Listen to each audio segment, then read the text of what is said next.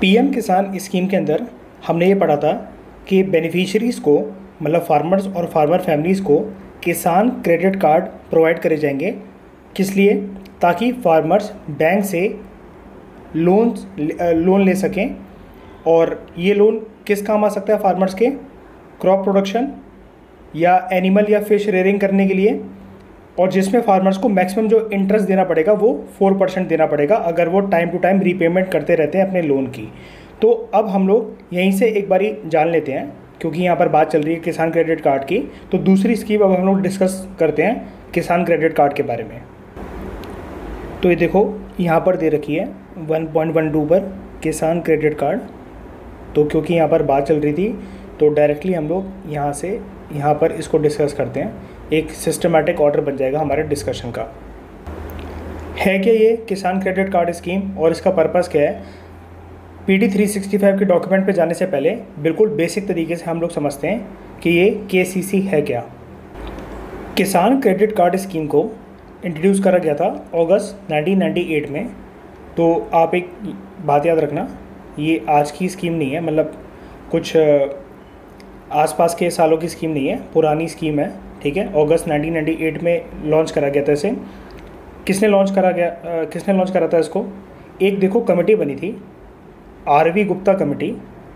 RV Gupta committee ने जो recommendations दी थी कि इस तरह की स्कीम एक हमारे देश में होनी चाहिए, RV गुप्ता कमेटी की रिकमेंडेशंस के बाद इस स्कीम को प्रिपेयर करने का काम करा गया नाबार्ड के द्वारा, ठीक है। मतलब national bank for agriculture and rural development, NABARD. इस बैंक ने इस स्कीम को प्रिपेयर करा। किसकी रिकमेंडेशंस पे? RV गुप्ता की रिकमेंडेशंस पे। लॉन्चिंग ईयर जैसा कि मैंने आपको बताया 1998, ठीक है। इस स्कीम का एम क्या था? एग्रीकल्चर सेक्टर में फार्मर्स की वेरियस नीड्स होती है, जैसा कि हमने डिस्कस करा। तो फार्मर्स की वेरियस एग्रीकल्चर नीड्स को ध्यान में रखते हुए उनको क्रेडिट रिक्वायरमेंट्स दिया जाए, मतलब मॉनेटरी बेनिफिट पहुंचाया जाए, फाइनेंशियल सपोर्ट दिया जाए फार्मर्स को, ताकि वो वेरियस एग्रीकल्चर नीड्स जैसे एग्रीकल्चरल इनपुट्स अगर कोई भी फार्मर्स को ख़रीदने हो, फर्टिलाइज़र्स हो, सीड्स हो, या उनका कोई बैंक लोन हो जो प्रीवियसली चल रहा हो, इन सारी नीड्स को फुलफ़िल करने के लिए ये स्कीम चलाई गई थी। अब नीचे आप एक चीज़ देखो, यहाँ पर दे रखा है मिनिस्ट्री ऑफ फाइनेंस, लेकिन आप ये कहोगे कि किसान क्रेडिट कार्ड स्कीम जो हम डॉक्यूमेंट से पढ़ रहे हैं वो तो ministry of agriculture and farmers welfare के अंदर आता है, तो यहाँ पर फिर मिनिस्ट्री ऑफ फाइनेंस क्यों दे रखा है?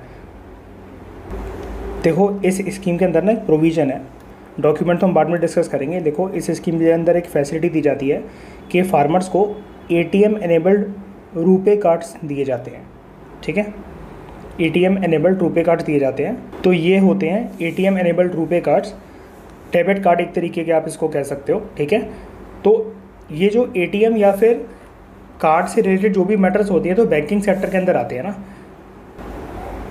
अब क्योंकि ऐसी चीज़ों को देखने का काम मिनिस्ट्री ऑफ फाइनेंस संभालती है, इसलिए यहाँ पर लिखा हुआ है कि किसान क्रेडिट कार्ड जो है वो ATM एनेबल्ड रुपे कार्ड्स होंगे। तो ये जो कार्ड्स देने की जो ये फैसिलिटी है ना, वो है मिनिस्ट्री ऑफ फाइनेंस के पास। लेकिन ओवरऑल ये जो स्कीम है ना, किसान क्रेडिट कार्ड स्कीम, ठीक है, इस स्कीम के अंदर ये ऐसे जो डेबिट कार्ड दिए जाएंगे वो मिनिस्ट्री ऑफ फाइनेंस के द्वारा ही प्रोवाइड करे जाएंगे, ठीक है। लेकिन ओवरऑल ये जो स्कीम आती है ये ministry of agriculture and farmers welfare के अंदर ही आती है, तो उसमें आप कंफ्यूज मत होना। इसलिए मैं आपको कह रहा था कि आप ना इंडेक्स प्रॉपर देखा करो PD 365 के डॉक्यूमेंट का, उससे बहुत सारी चीज़ें क्लियर हो जाती हैं। अब जैसे एग्ज़ाम में अगर क्वेश्चन आ जाता कि ATM एनेबल्ड रुपे कार्ड दिए जाते हैं किसान क्रेडिट कार्ड के स्कीम के अंदर, और दूसरी स्टेटमेंट होती कि ये जो स्कीम है ये मिनिस्ट्री ऑफ फाइनेंस के अंदर आती है, तो आप भी सोचते हैं कि हाँ ये शायद से कार्ड दिए जाते हैं और ATM वगैरह के कार्ड इशू करे जाते हैं, डेबिट कार्ड, ताकि फार्मर्स लोन ले सकें। अब लोन, कार्ड, ATM ये सब तो फाइनेंस से रिलेटेड मैटर्स हैं, तो ये शायद से मिनिस्ट्री ऑफ फाइनेंस के अंदर आती होगी ये स्कीम, ऐसा नहीं है, ठीक है। तो इंडेक्स उसका बहुत इंपॉर्टेंट है, मैं बार बार रिपीट कर रहा हूँ।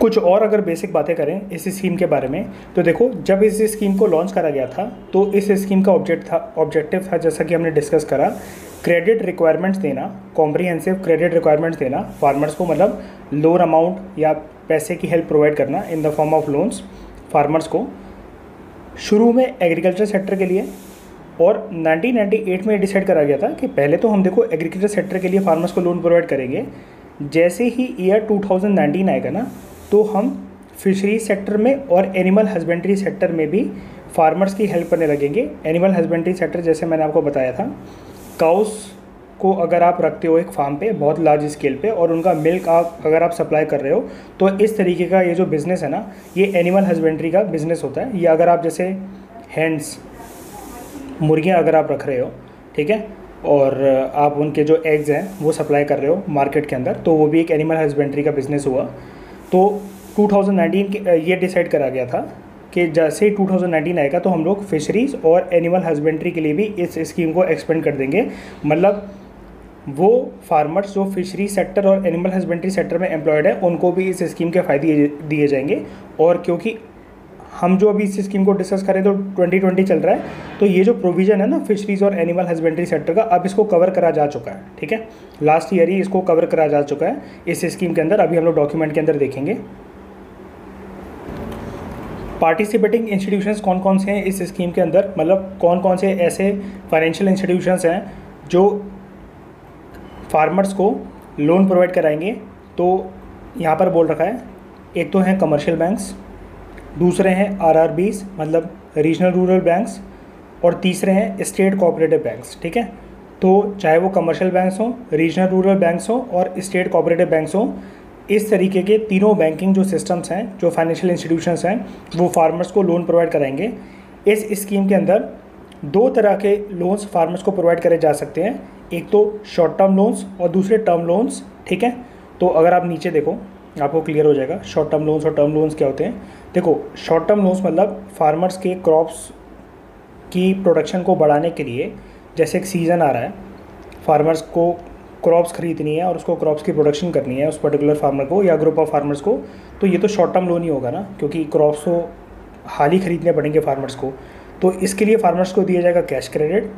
और लॉन्ग टर्म इन्वेस्टमेंट जो फार्मिंग एक्टिविटीज़ में इन्वॉल्व होती है, जैसे फार्मर्स को जैसे कोई पंप सेट्स खरीदने हैं, हैंड पंप वगैरह खरीदना है या ट्यूबवेल्स खरीदने हैं, लैंड की कुछ डेवलपमेंट करवानी है, कुछ ड्रिप इरिगेशन सिस्टम्स लगवाने हैं ताकि पानी जो है वो प्रॉपर तरीके से पहुँचे, कुछ एक सिस्टम साइंटिफिक सिस्टम उसको अपने फार्म पे बनवाना है, सोलर एनर्जी पंप्स बनवाने हैं ताकि इलेक्ट्रिसिटी की जनरेशन आराम से हो सके उसके फार्म पे। अब ये देखो वन टाइम इन्वेस्टमेंट होती है और आप इसको लॉन्ग टर्म इन्वेस्टमेंट भी कह सकते हो। तो इसके लिए फार्मर्स को टर्म लोन्स दिए जाएंगे, मतलब लॉन्ग टर्म लोन्स दिए जाएंगे। तो इस चीज़ का भी प्रोविज़न है इस स्कीम के अंदर। बाद में एक अच्छी चीज़, काफ़ी अच्छी चीज़ है इस स्कीम के अंदर, जो किसान क्रेडिट कार्ड होल्डर्स है ना, उनको पर्सनल एक्सीडेंट इंश्योरेंस दिया गया है। ठीक है, जैसे इंश्योरेंस कवर जो होते हैं जनरली हमारी डेथ और डिसेबिलिटी के लिए जो हमें मिलते हैं, तो किसान क्रेडिट कार्ड स्कीम जिस बेनिफिशियरी को मिल रहे हैं उसके लिए भी पर्सनल एक्सीडेंट इंश्योरेंस कवर कुछ है। दो तरह के इंश्योरेंस को कवर करा गया है फार्मर्स के लिए। May not God do so, किसी फार्मर की अगर डेथ हो जाती है और उनके पास किसान क्रेडिट कार्ड के अंदर ये पर्सनल एक्सीडेंट इंश्योरेंस के अंदर वो बेनिफिशियरी कवर है, तो उस फार्मर को जिसकी डेथ हुई है उसको 50,000 रुपीज़ दिए जाएंगे। और may not God do so, अगर किसी फार्मर की कोई परमानेंट डिसेबिलिटी हो जाती है, ठीक है, कोई ऐसा एक्सीडेंट हुआ और फार्मर को एक पर्टिकुलर डिसेबिलिटी आ गई, जैसे वो ब्लाइंड हो गए या किसी फार्मर मतलब चलने लायक नहीं रहे या किसी भी तरह का मतलब उनका बॉडी पार्ट डैमेज हो गया और इंजरी आ गई अगर उन्हें, और वो इंजरी जो है वो परमानेंट डिसेबिलिटी हो गई, मतलब अब वो कभी रिकवर नहीं हो सकती है, तो ऐसे केस में फार्मर्स को 25,000 रुपीज़ देने का एक प्रोविज़न करा गया इस स्कीम के अंदर, पर्सनल एक्सीडेंट इंश्योरेंस। ठीक है, तो दो तरह के इंश्योरेंस कवर है, एक तो डेथ से रिलेटेड जिसमें 50,000 रुपीज़ दिए जाएंगे और परमानेंट डिसेबिलिटी से रिलेटेड जिसमें 25,000 रुपीज़ दिए जाएंगे। दूसरी अच्छी बात ये है, ये जो पर्सनल एक्सीडेंट इंश्योरेंस अगर कोई फार्मर्स अपना करवाते हैं ना, ठीक है, तो देखो एक चीज़ मैं आपको और बताता हूँ, ये किसान क्रेडिट कार्ड जब इशू करे जाएंगे ना तो इंश्योरेंस पर्सनल एक्सीडेंट इंश्योरेंस के अंदर फार्मर को कवर करा जाएगा। ठीक है, लेकिन उनके पास चॉइस है ये। ठीक है, चॉइस कैसे है, क्योंकि अगर वो इंश्योरेंस कवर लेते हैं ना तो इंश्योरेंस कवर का पैसा जो है वो थोड़ा सा फार्मर्स को भी देना पड़ेगा। ठीक है, ऐसा नहीं है कि फ्री में इंश्योरेंस हो जाएगा, फ्री में इंश्योरेंस ऐसा कुछ भी नहीं है। तो ये जो प्रीमियम है ना मतलब प्रीमियम देखो क्या होता है, जब आप कुछ इंश्योरेंस कवर लेते हो ना, जैसे हेल्थ इंश्योरेंस, लाइफ इंश्योरेंस, तो मंथली बेसिस पे आपको कुछ अमाउंट देना पड़ता है। लेकिन नॉर्मल सर्कमस्टांसेस में होता कैसे है कि अगर आप इंश्योरेंस कवर कोई लेते हो ना, तो आप, क्योंकि आपका इंश्योरेंस है वो, तो ऑब्वियस ही बात है, तो अमाउंट जो है वो टोटल आपको ही देना पड़ता है, ठीक है।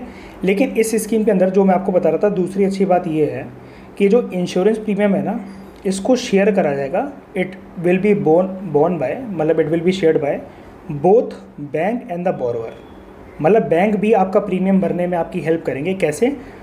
2:1 के रेशियो में, ठीक है। जैसे सपोज़ करो 100 रुपीज़ अगर जाता है, तो 2:1 के रेशियो में इस 100 रुपीज़ को शेयर करा जाएगा। ये आपका प्रीमियम इंश्योरेंस है, तो मंथली बेसिस पे आपको 100 रुपये देने पड़ते हैं अपने personal insurance, personal accident insurance के लिए, या 50 रुपीज़, ठीक है। क्योंकि ये स्कीम फार्मर्स के लिए, तो हम लोग इमेजिन कर लेते हैं कि 50 रुपीज़ या 25 रुपीज़ जो भी जा रहा हो, तो ये डिवाइड कैसे हो गया? 2:1 के रेशियो में, ठीक है। मतलब ज़्यादा अमाउंट जो है वो पे करेगी बैंक, ठीक है, और उसका जो एक पार्ट है वो आपको पे करना पड़ेगा। तो समझ गए आप? अनलाइक अदर इंश्योरेंस कवर जिसमें सिर्फ बोरोअर को ही अपना पूरा का पूरा प्रीमियम पे करना पड़ता है, यहाँ पर प्रीमियम जो है वो शेयर कर जाएगा बैंक और बोरोअर के द्वारा इन द फॉर्म ऑफ, जैसे बैंक वो 2 का रेशियो में पे करेंगे और बोरोअर 1 के रेशियो में। तो जो टोटल अमाउंट है वो शेयर की जाएगी बैंक एंड बोरोअर के द्वारा in the form of 2:1 ratio, ठीक है। नेक्स्ट फीचर की अगर हम लोग बात करें, वैलिडिटी पीरियड, ये जो किसान क्रेडिट कार्ड स्कीम की है, ये है 5 ईयर्स, 5 साल। और इसमें एक ऑप्शन भी दिया गया फार्मर्स को कि वो इसको एक्सटेंड करा सकते हैं 3 और सालों के लिए, ठीक है, फॉर 3 और मोर ईयर्स। 5 ईयर्स की इसकी वैलिडिटी है। एक ऑप्शन दिया गया है कि आप 3 ईयर्स तक फर्दर इसको एक्सटेंड करा सकते हो अपनी इस स्कीम को। तो ये हमने कुछ बेसिक फीचर्स डिस्कस करें। लास्ट में तो मैंने आपको बता ही दिया था, short term loan, cash credit crops के लिए, और लॉन्ग टर्म लोन्स अगर जैसे उनको कुछ ट्यूबवेल्स और ड्रिप इरिगेशन सिस्टम्स जो या सोलर पंप्स इंस्टॉल करवाने हैं अपने खेतों पर, तो उसके लिए भी शॉर्ट टर्म लोन्स और लॉन्ग टर्म लोन्स की प्रोविज़न है इस किसान क्रेडिट कार्ड स्कीम के अंदर। तो अब हम लोग अपने डॉक्यूमेंट पे आते हैं। तो शुरू करते हैं किसान क्रेडिट कार्ड स्कीम को। तो अब आपको आराम से समझ में आ जाएगा। देखो ऑब्जेक्टिव इस स्कीम का देखो क्या है, जैसा कि हमने डिस्कस करा, क्रेडिट सपोर्ट फार्मर्स को प्रोवाइड करना बैंकिंग सिस्टम से, ऐसा क्रेडिट सपोर्ट जो कि एडिक्वेट हो, मतलब सफिशिएंट हो फार्मर्स की नीड को फुलफिल करने के लिए, और टाइम पर मिल जाए उन्हें वो क्रेडिट सपोर्ट, वो जो पैसा उनको बैंक से मिलेगा in the form of loans, ठीक है, अंडर सिंगल विंडो, ठीक है। अंडर सिंगल विंडो का मतलब क्या है? पहले देखो फार्मर्स को क्या होता था, डिफरेंट टाइप्स के अगर लोन लेने हैं ना उनको, तो उनको डिफरेंट बैंक की ब्रांचेस या डिफरेंट तरीके के बैंक से उनको अप्रोच करना पड़ता था। लेकिन किसान क्रेडिट कार्ड स्कीम के अंदर क्या एक प्रोविज़न ला दी गई है, किसी भी तरह का अगर आपको लोन हो, मतलब फार्मर्स का किसी भी तरह का लोन हो, उनकी वेरियस रिक्वायरमेंट्स हो, तो वो एक ही बैंक के पास आएंगे, और अगर उनके पास ये किसान क्रेडिट कार्ड है ना, तो वो उस सिंगल बैंक के पास आकर वैरायटी ऑफ लोन्स उनको कोई भी अगर चाहिए है तो वो आराम से उस लोन को एक्सेस कर सकते हैं, फिर चाहे वो किसी भी नीड्स को, किसी भी रिक्वायरमेंट को फुलफिल करने के लिए हो, ठीक है। तो ये इसका नॉर्मल से एक ऑब्जेक्टिव दे रखा है, सिंपल सा ऑब्जेक्टिव बस इसका यही है, क्रेडिट सपोर्ट फार्मर्स को प्रोवाइड करना बैंकिंग सिस्टम से सिंगल विंडो के अंदर, मतलब एक ही जगह से उनको हर तरीके का लोन मिल सकता है अगर उनके पास KCC है, मतलब किसान क्रेडिट कार्ड है। इस किसान क्रेडिट कार्ड स्कीम के अंदर अगर हम लोग बेनिफिशरीज की बात करें तो किस किस को फ़ायदा दिया जाएगा इस स्कीम के अंदर, तो सबसे पहला प्रोविज़न जो हमारा डॉक्यूमेंट मेंशन करता है वो करता है कि कोई भी इंडिविजुअल बोरोअर हो या वो जॉइंट बोरोअर हो, ठीक है, वो इस स्कीम का फ़ायदा उठा सकता है, प्रोवाइडेड द कंडीशन, एक कंडीशन इसके साथ अटैच है कि वो ओनर कल्टिवेटर्स हो, ठीक है। ओनर कल्टिवेटर का मतलब क्या है कि वो जो ज़मीन है उस पर जो खेती बाड़ी हो रही है, जो कल्टीवेशन हो रही है, वो वही इंडिविजुअल फार्मर्स या जॉइंट फार्मर्स कर रहे हैं उस पर खेती बाड़ी, तब जाकर उस स्कीम के वो बेनिफिशियरी के अंदर एनरोल होंगे। जैसे एग्जांपल के तौर पे अगर आपको जो स्क्रीन पे दिख रहे हैं, ये सपोज़ करो इनका एक फार्म लैंड है एक फार्मर का, और ये खुद इस फार्म लैंड पे ये जो खेती कर रहे हैं ये इंडिविजुअल ओनर हैं इस फार्म लैंड के। अब ये खुद ही क्योंकि कल्टीवेशन कर रहे हैं, अब फ़र्क नहीं पड़ता ये इंडिविजुअल या इन्होंने अपनी फैमिली को भी एनरोल कर रखा हो इसके अंदर, इस ज़मीन के अंदर ये कल्टीवेशन कर रहे हैं ज़मीन के ऊपर, तो ये बेनिफिशियरी हैं इस स्कीम के अंदर, ठीक है। इंडिविजुअल बोरोवर, ये हो गए इंडिविजुअल बोरोवर। दूसरी प्रोविज़न है जॉइंट बोरोवर्स की। जॉइंट बोरोवर्स का मतलब देखो ये है कि डिफरेंट हाउसहोल्ड्स ने क्या कर रखा है, एक पर्टिकुलर खेत को आपस में तीनों ने 3-4 फैमिलीज़ ने शेयर करके रखा हुआ है, और वो इससे जितनी भी क्रॉप की कल्टीवेशन होती है, प्रोडक्शन होती है, उसका प्रॉफिट आपस में बांट लेते हैं। तो ये केस होता है जॉइंट कल्टीवेटर्स का। तो किसान क्रेडिट कार्ड स्कीम के अंदर ये बोला गया है कि both individual borrowers as well as joint borrowers covered हैं उस स्कीम के अंदर, प्रोवाइडेड वो ओनर कल्टीवेटर्स हो। मतलब इन तीनों का जो शेयर है ना, वो ये जो ज़मीन आपको दिख रही है जिसमें खेती कर रहे हैं, इसमें इनका शेयर होना चाहिए। ये तीनों इस ज़मीन के ओनर कल्टीवेटर होने चाहिए।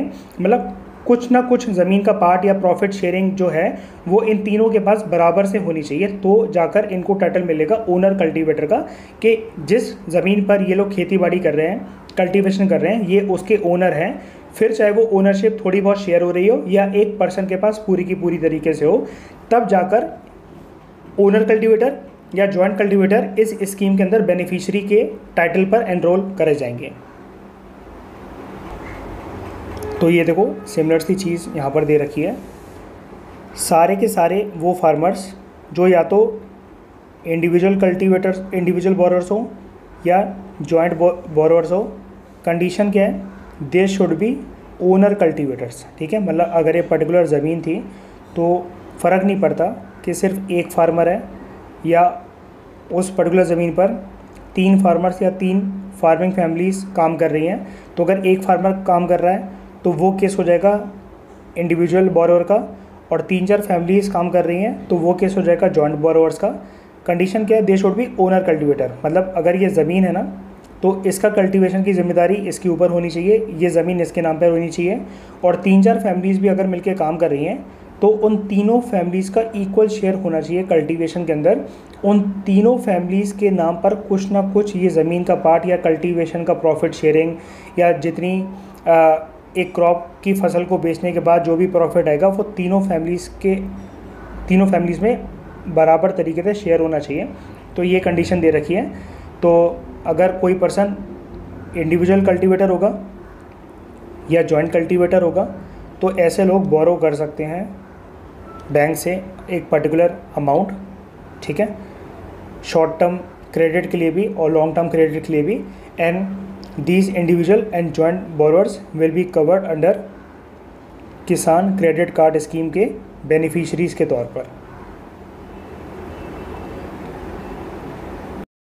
दूसरे ग्रुप ऑफ बेनिफिशरीज की अगर हम लोग बात करें तो यहाँ पर दे रखा है, एक तो होंगे टेनेंट फार्मर्स, दूसरे ओरर लेसीज और तीसरे शेयर क्रॉपर्स, ठीक है। तो इन तीनों के बारे में हम लोग जानते हैं कि ये इन तीनों के बीच में डिफरेंस क्या होता है।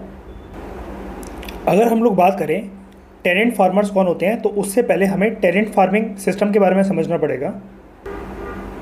देखो टेनेंट फार्मिंग सिस्टम एक ऐसा सिस्टम होता है जिसमें एक तो होते हैं लैंड ओनर्स और दूसरे होते हैं टेनेंट फार्मर्स, ठीक है। एक जगह पर होते हैं लैंड ओनर्स और दूसरे होते हैं टेनेंट फार्मर्स। ये जो लैंड ओनर्स होते हैं ना, इनके पास अपना खुद का एक एग्रीकल्चर लैंड होता है। ये उस एग्रीकल्चर लैंड में थोड़ा सा पैसा लगाते हैं और उसको मैनेज करते हैं, ठीक है। मतलब उसकी मैनेजमेंट करने का काम, एग्रीकल्चर लैंड को इम्प्रूव करने का काम, उस पर पैसा लगाने का काम, ठीक है। और जो एग्रीकल्चर लैंड की जो ओनरशिप होती है वो इन लैंड ओनर्स के पास होती है। अब लैंड ओनर्स के पास क्योंकि कुछ एक large amount of agriculture land होता है, या आप कह सकते हो कि नंबर ऑफ एग्रीकल्चर लैंड्स होते हैं, तो अपने खेत पर काम करने के लिए वो कुछ लोग हायर कर लेते हैं, ठीक है। कुछ किसान जो होते हैं छोटे लेवल के, उनको हायर कर लेते हैं और उन्हीं किसानों को हम लोग बोलते हैं टेनेंट फार्मर्स, ठीक है। मतलब अगर सिंपल भाषा में अगर हम लोग कहें तो देखो यहाँ पर क्या लिखा हुआ है, जो लैंड ओनर्स होते हैं उनके पास खुद का एक लैंड होता है। इसी लैंड पे, मतलब यहाँ पर बात हो रही है एग्रीकल्चरल लैंड की, इसी एग्रीकल्चर लैंड पे जो फार्मर्स काम करते हैं उनको हम लोग कहते हैं टेनेंट फार्मर्स। और टेनेंट फार्मर्स क्या प्रोवाइड करते हैं इस एग्रीकल्चर लैंड पे, ये अपनी लेबर प्रोवाइड करते हैं, ठीक है। कभी कभार ऐसा होता है कि थोड़ा सा ये खुद भी अपना पैसा और मैनेजमेंट सिस्टम यहाँ पर इंस्टॉल कर देते हैं ताकि लैंड ओनर्स के साथ ये एक तरीके से जो प्रॉफिट आएगा ना उसको शेयर कर सकें। लेकिन ज़्यादातर जो टेनेंट फार्मिंग सिस्टम होता है उसके अंदर सिर्फ सिंपल सा इतना ही सिस्टम होता है। लैंडलॉर्ड्स होते हैं, ये इनके पास अपना एक लैंड होता है, उस लैंड पे काम करने के लिए ये कुछ टेनेंट फार्मर्स को हायर करते हैं। ये टेनेंट फार्मर्स इस लैंड पे अपनी लेबर को मतलब अपने वर्क को प्रोवाइड करते हैं और बाद में टेनेंट फार्मर्स को मतलब दिन के बेसिस पे, हफ्ते के बेसिस पे जैसा भी डिसाइड हुआ है इनको अपने पैसे मिल जाते हैं और जो एग्रीकल्चर प्रोडक्टिविटी होती है उसको बेच के ये जो लैंड ओनर्स होते हैं इनको अपना प्रॉफिट मिल जाता है मार्केट से। तो ये है टेनेंट फार्मिंग सिस्टम। तो किसान क्रेडिट कार्ड के बेनिफिशियरी की अगर हम लोग बात करें जो दूसरे ग्रुप में दे रखा है हमारे डॉक्यूमेंट में, तो वो दे रखा है टेनेंट फार्मर्स, मतलब ऐसे फार्मर्स जो लैंड ओनर्स के खेतों पे काम करते हैं, जिनके पास खुद का लैंड नहीं होता, जो लेबर प्रोवाइड करते हैं, इनको भी किसान क्रेडिट कार्ड स्कीम का फ़ायदा दिया जाएगा। दूसरे फार्मर की कैटेगरी जो वहाँ पर दे रखी थी वो दे रखी थी ओरल लेसीज। देखो ओरल लेसीज क्या होते हैं, ये भी एक तरीके के टेनेंट फार्मर्स ही होते हैं, ठीक है। मतलब इनके पास भी खुद का अपना एक एग्रीकल्चर लैंड नहीं होता। तो पहले जब किसान क्रेडिट कार्ड स्कीम को लॉन्च नहीं करा गया था ना, अभी तो देखो ओरल लेसीज को इसके अंदर कवर करा गया है, लेकिन जब इनको कवर नहीं करा गया था किसान क्रेडिट कार्ड स्कीम के अंदर, तो इनके साथ प्रॉब्लम क्या होती थी कि इनको बैंक्स से ना कोई भी क्रेडिट फैसिलिटी नहीं मिलती थी। मतलब बैंक वाले इनको लोन नहीं देते थे, और लोन देंगे भी कैसे, क्योंकि ये टेनेंट फार्मर हैं, ये किराए पर काम कर रहे हैं वहाँ पर, ठीक है। इनके पास खुद के उस प्रॉपर्टी के पेपर नहीं होते थे, तो बैंक के पास तो आपको कुछ ना कुछ गिरवी रखवाना पड़ेगा ना। तो ऐसे किसानों के लिए पहले कोई फैसिलिटी नहीं थी हमारे कंट्री के अंदर, लेकिन जब से किसान क्रेडिट कार्ड स्कीम आई है ना, लॉन्च हुई है, तो तब से ऐसे जो टेनेंट फार्मर्स हैं जिनके पास एक प्रॉपर डॉक्यूमेंटेशन पेपर्स नहीं होते हैं, क्योंकि इनके पास खुद का लैंड नहीं होता है, तो ऐसे फार्मर्स को भी कवर करा गया है किसान क्रेडिट कार्ड स्कीम के अंदर, जिसको हम लोग कहते हैं ओरल लेसीज। अब हम लोग मतलब जान लेते हैं कि ओरल लेसीज जो होते हैं, ये तो हमने देख लिया कि एक तरीके के टेनेंट फार्मर्स ही होते हैं, लेकिन ये कैसे टेनेंट फार्मर्स होते हैं हम लोग ये देख लेते हैं। ओरल लेसीज देखो एक्चुअल लैंड होल्डर्स तो नहीं होते एक पर्टिकुलर लैंड के, ये क्रॉप्स को कल्टिवेट करते हैं किसकी ज़मीन पर, in the lands of those who have migrated. जैसे कोई एक पर्टिकुलर फार्मर फैमिली थी, सॉरी लैंड ओनर फैमिली थी, मतलब बड़े फार्मर्स की फैमिली थी, तो ये जो लैंड ओनर्स थे, जैसे सपोज़ करो अभी ये यहाँ पर यूपी में इनका एक ये खेत है, इनका ये फार्मलैंड पड़ा हुआ है, ठीक है, ये एग्रीकल्चर लैंड है इनका। अब ये यूपी में ये जो फार्मर फैमिली रह रही थी, ये माइग्रेट कर जाते हैं दिल्ली में। अब उन्होंने प्रॉपर्टी ख़रीद ली है, दिल्ली में बिज़नेस अपना इस्टेब्लिश कर लिया है। अब इस खेत को ये लोग क्या करेंगे, ये जो फैमिली है ये किराए पर चढ़ा देंगे, ठीक है। किराए पर कैसे चढ़ा देंगे, कुछ फार्मर्स को ये लोग हायर कर लेंगे, जिनको हम लोग कहेंगे टेनेंट फार्मर्स, और इनसे खेती बाड़ी करवाएंगे अपने लैंड पे। और एक सीज़न, पर्टिकुलर क्रॉपिंग सीज़न ख़त्म होने के बाद जितनी इस फार्मिंग लैंड से क्रॉप की प्रोडक्शन होगी, उस प्रोडक्शन को मार्केट में बेच के जो भी प्रॉफिट आएगा, वो प्रॉफिट इस फैमिली तक दिल्ली में पहुंच जाया करेगा, ठीक है। ऐसी एक तरीके से डीलिंग हो जाती है। तो जो फैमिली, लैंड ओनर्स की फैमिली जो माइग्रेट कर गई है, जिनके नाम पे एक्चुअल ये जो लैंड था उनके नाम पर था, जो फैमिली माइग्रेट कर गई है, इस पर्टिकुलर लैंड में जब कोई टेनेंट फार्मर्स काम करेंगे किसी ऐसी लैंड ओनर की फैमिली पे जो माइग्रेट कर चुके हैं, ऐसे फार्मर्स को हम लोग कहते हैं ओरल लेसीज, ठीक है। तो ज़्यादा कोई इसमें डिफ़िकल्टी वाली बात नहीं है। ऐसे टेनेंट फार्मर्स जो किसी ऐसी लैंड ओनर की फार्म लैंड पे, एग्रीकल्चर लैंड पे काम कर रहे हो, जो माइग्रेट करके जा चुके हैं उस एरिया से, अब वो एग्रीकल्चर लैंड क्योंकि खाली पड़ा हुआ है, तो उन्होंने अपने एग्रीकल्चर लैंड को किराए पर चढ़ा दिया है, किसी के नाम नहीं करा है, मतलब किराए पर चढ़ा दिया है। इससे जो भी प्रॉफिट आएगा वो टेनेंट फार्मर्स को भी थोड़ा बहुत इनका खर्चा दिन के बेसिस पे, जिसको हम लोग कहते हैं दिहाड़ी, वो मिलती रहेगी, या वीकली बेसिस पे, मंथली बेसिस पे, या जैसा भी डिसाइड हुआ है इनको वो मिलता रहेगा प्रॉफिट अपना। लेकिन ये जो लैंड होगा ना, ये जो फैमिली माइग्रेट कर गई है उसी के नाम पर होगा, मतलब लैंड की ओनरशिप जो टाइटल है वो माइग्रेटिंग फैमिली के नाम पर ही होगी। सिर्फ उन्होंने अपने लैंड को किराए पर चढ़ाया हुआ है, और इस किराए पर चढ़ाए हुए एग्रीकल्चर लैंड पे जो टेनेंट फार्मर्स जो काम कर रहे होंगे ना, ठीक है, क्रॉप्स को कल्टीवेट कर रहे होंगे, ऐसे टेनेंट फार्मर्स को हम लोग कहते हैं ओरल लेसीज। तो ऐसे ओरल लेसीज को, जैसा कि मैंने आपको पहले बताया, इनके पास खुद का लैंड नहीं होता था, तो इनको बैंक से किसी भी तरह की फैसिलिटी नहीं मिलती थी। लेकिन जब से किसान क्रेडिट कार्ड स्कीम आई है तो इन ओरल लेसीज को भी इस स्कीम के अंदर कवर करा गया है, बेनिफिशियरी बनाया गया है। और ये जो तीसरे ग्रुप ऑफ बेनिफिशियरी दे रखे थे किसान क्रेडिट कार्ड के अंदर, वो दे रखे थे शेयर क्रॉपर्स। तो शेयर क्रॉपर्स कौन होते हैं? देखो, आपको मैं सबसे पहले ना डिफरेंस बता देता हूँ, टेनेंट फार्मर्स और शेयर क्रॉपर्स में डिफरेंस क्या होता है। एक पर्टिकुलर लैंड ओनर का अगर एग्रीकल्चर लैंड है और उसके पास काफ़ी सारी जगह है, उस लैंड ओनर की जो एग्रीकल्चर प्रैक्टिस होती है वो सिर्फ 3/4 ऑफ द लैंड पे होती है, ठीक है। और इतना ये जो लैंड का एरिया है ये पड़ा हुआ है खाली। तो ये वाला जो लैंड का जो एरिया है ना, ये वाला, ये जो खाली पड़ा हुआ है, फार्मर्स क्या करते हैं, एक मिनट,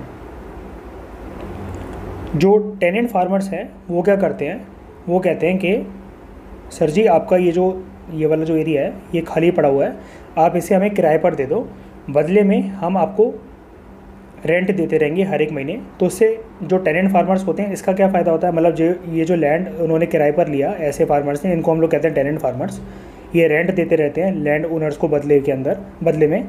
तो ऐसे फार्मर्स का फ़ायदा क्या होता है, फार्मर्स का फ़ायदा ये होता है कि इस लैंड पे जो भी एग्रीकल्चरल क्रॉप्स जो वो लोग उगाएंगे, एग्रीकल्चर प्रोडक्टिविटी जो भी यहाँ पर होगी, वो बाज़ार में उसको बेच देंगे। बेचने के बाद कुछ पैसा वो जो होगा वो लैंड ओनर्स को ट्रांसफ़र कर दिया जाएगा, बाकी इनके पास आ जाएगा एज अ प्रॉफिट, ठीक है। तो ये फ़ायदा होता है टेनेंट फार्मर्स का एक पर्टिकुलर लैंड को किराए पर लेने से लैंड ओनर का। अब शेयर क्रॉपर्स क्या होते हैं? देखो, शेयर क्रॉपर्स क्या होते हैं, इनको टेनेंट फार्मर्स क्यों नहीं कहा जाता? जैसे अब एक केस समझो आप, ये वाला लैंड का जो हिस्सा था ये खाली पड़ा हुआ था, ठीक है। अब कोई फार्मर आए, उन्होंने कहा कि हम ये लैंड का जो एरिया है ये परचेज़ करना पसंद करेंगे आपसे, लैंड ओनर से वो लोग कहते हैं, परचेज मतलब रेंट पे लेना पसंद करेंगे, वो ये वाली बात बोलते हैं लैंड ओनर से। अब जब उन्होंने रेंट पे लिया ना, तो टेनेंट फार्मर्स क्या कर रहे थे, टेनेंट फार्मर्स लैंड ओनर्स को महीने के बेसिस पे किराया दे रहे थे, ठीक है। टेनेंट्स का मतलब होता है किराएदार। तो टेनेंट फार्मर्स का मतलब क्या हुआ, एक ऐसे फार्मर्स जिन्होंने एक पर्टिकुलर ज़मीन को, एग्रीकल्चर लैंड को किराए पर ले रखा है लैंड ओनर से। लेकिन टेनेंट फार्मर्स तो जैसा कि मैंने आपको बताया वो पैसा देते हैं किराए के तौर पे। जो शेयर क्रॉपर्स होते हैं ना, शेयर क्रॉपर्स अपनी जो क्रॉप होती है ना इस एग्रीकल्चर लैंड पे, उसका कुछ पार्ट दे देते हैं, ठीक है। ये एक ऐसे टेनेंट फार्मर होते हैं who gives a part of each crop as a rent, ठीक है। जितना भी वो क्रॉप उगाएंगे, तो समझ गए आप, सिर्फ इतना सा डिफरेंस होता है। जो एक्चुअल टेनेंट फार्मर्स होते हैं वो पैसों की टर्म्स में अपना रेंट पे करते हैं, लेकिन शेयर क्रॉपर्स का जो रेंटिंग सिस्टम होता है ना, उसका पैसों से कुछ भी लेना देना नहीं होता। वो क्रॉप अपना दे देते हैं और वो क्रॉप ही रेंट की तरह उनका काम करता है, ठीक है। क्रॉप एज अ रेंट की तरह उनका वो काम करता है। जैसे उन्होंने ये जो लैंड लिया था ना, इतने लैंड पे उन्होंने सपोज़ करो आप राइस ग्रो करा, ठीक है। अब राइस जो ग्रो करा, तो राइस को बेचकर पैसा नहीं देंगे ये। जैसे ये क्वांटिटी ऑफ राइस पैदा हुआ ABCD, तो इतना पार्ट वो अपने पास रख देंगे और ये जो A वाला जो पार्ट है ना, ये वो लैंड ओनर्स को दे देंगे एज अ रेंट, ठीक है। तो ये यहाँ पर क्रॉप्स दिए जाते हैं एज अ रेंट, और क्रॉप्स को ही रेंट की तरह ट्रीट करा जाता है। तो वो टेनेंट फार्मर्स, एक बारी और मैं फटाफट बता देता हूँ, वो टेनेंट फार्मर्स जो क्रॉप को अपना एज अ रेंट देते हैं, उन फार्मर्स को हम लोग कहते हैं share croppers. They share their crop with the land owners, जिनका लैंड उन्होंने किराए पर ले रखा है खेती बाड़ी करने के लिए। तो हमने सेकंड ग्रुप ऑफ बेनिफिशियरीज को भी देख लिया। अब आपको इन टर्म्स में कोई भी दिक्कत नहीं आएगी, टेनेंट फार्मर्स, ओरल लेसीज और शेयर क्रॉपर्स, ठीक है। अब तीसरे ग्रुप ऑफ बेनिफिशियरीज जो किसान क्रेडिट कार्ड स्कीम के अंदर कवर करे गए हैं, वो हैं सेल्फ हेल्प ग्रुप्स और joint liability groups of farmers, ठीक है।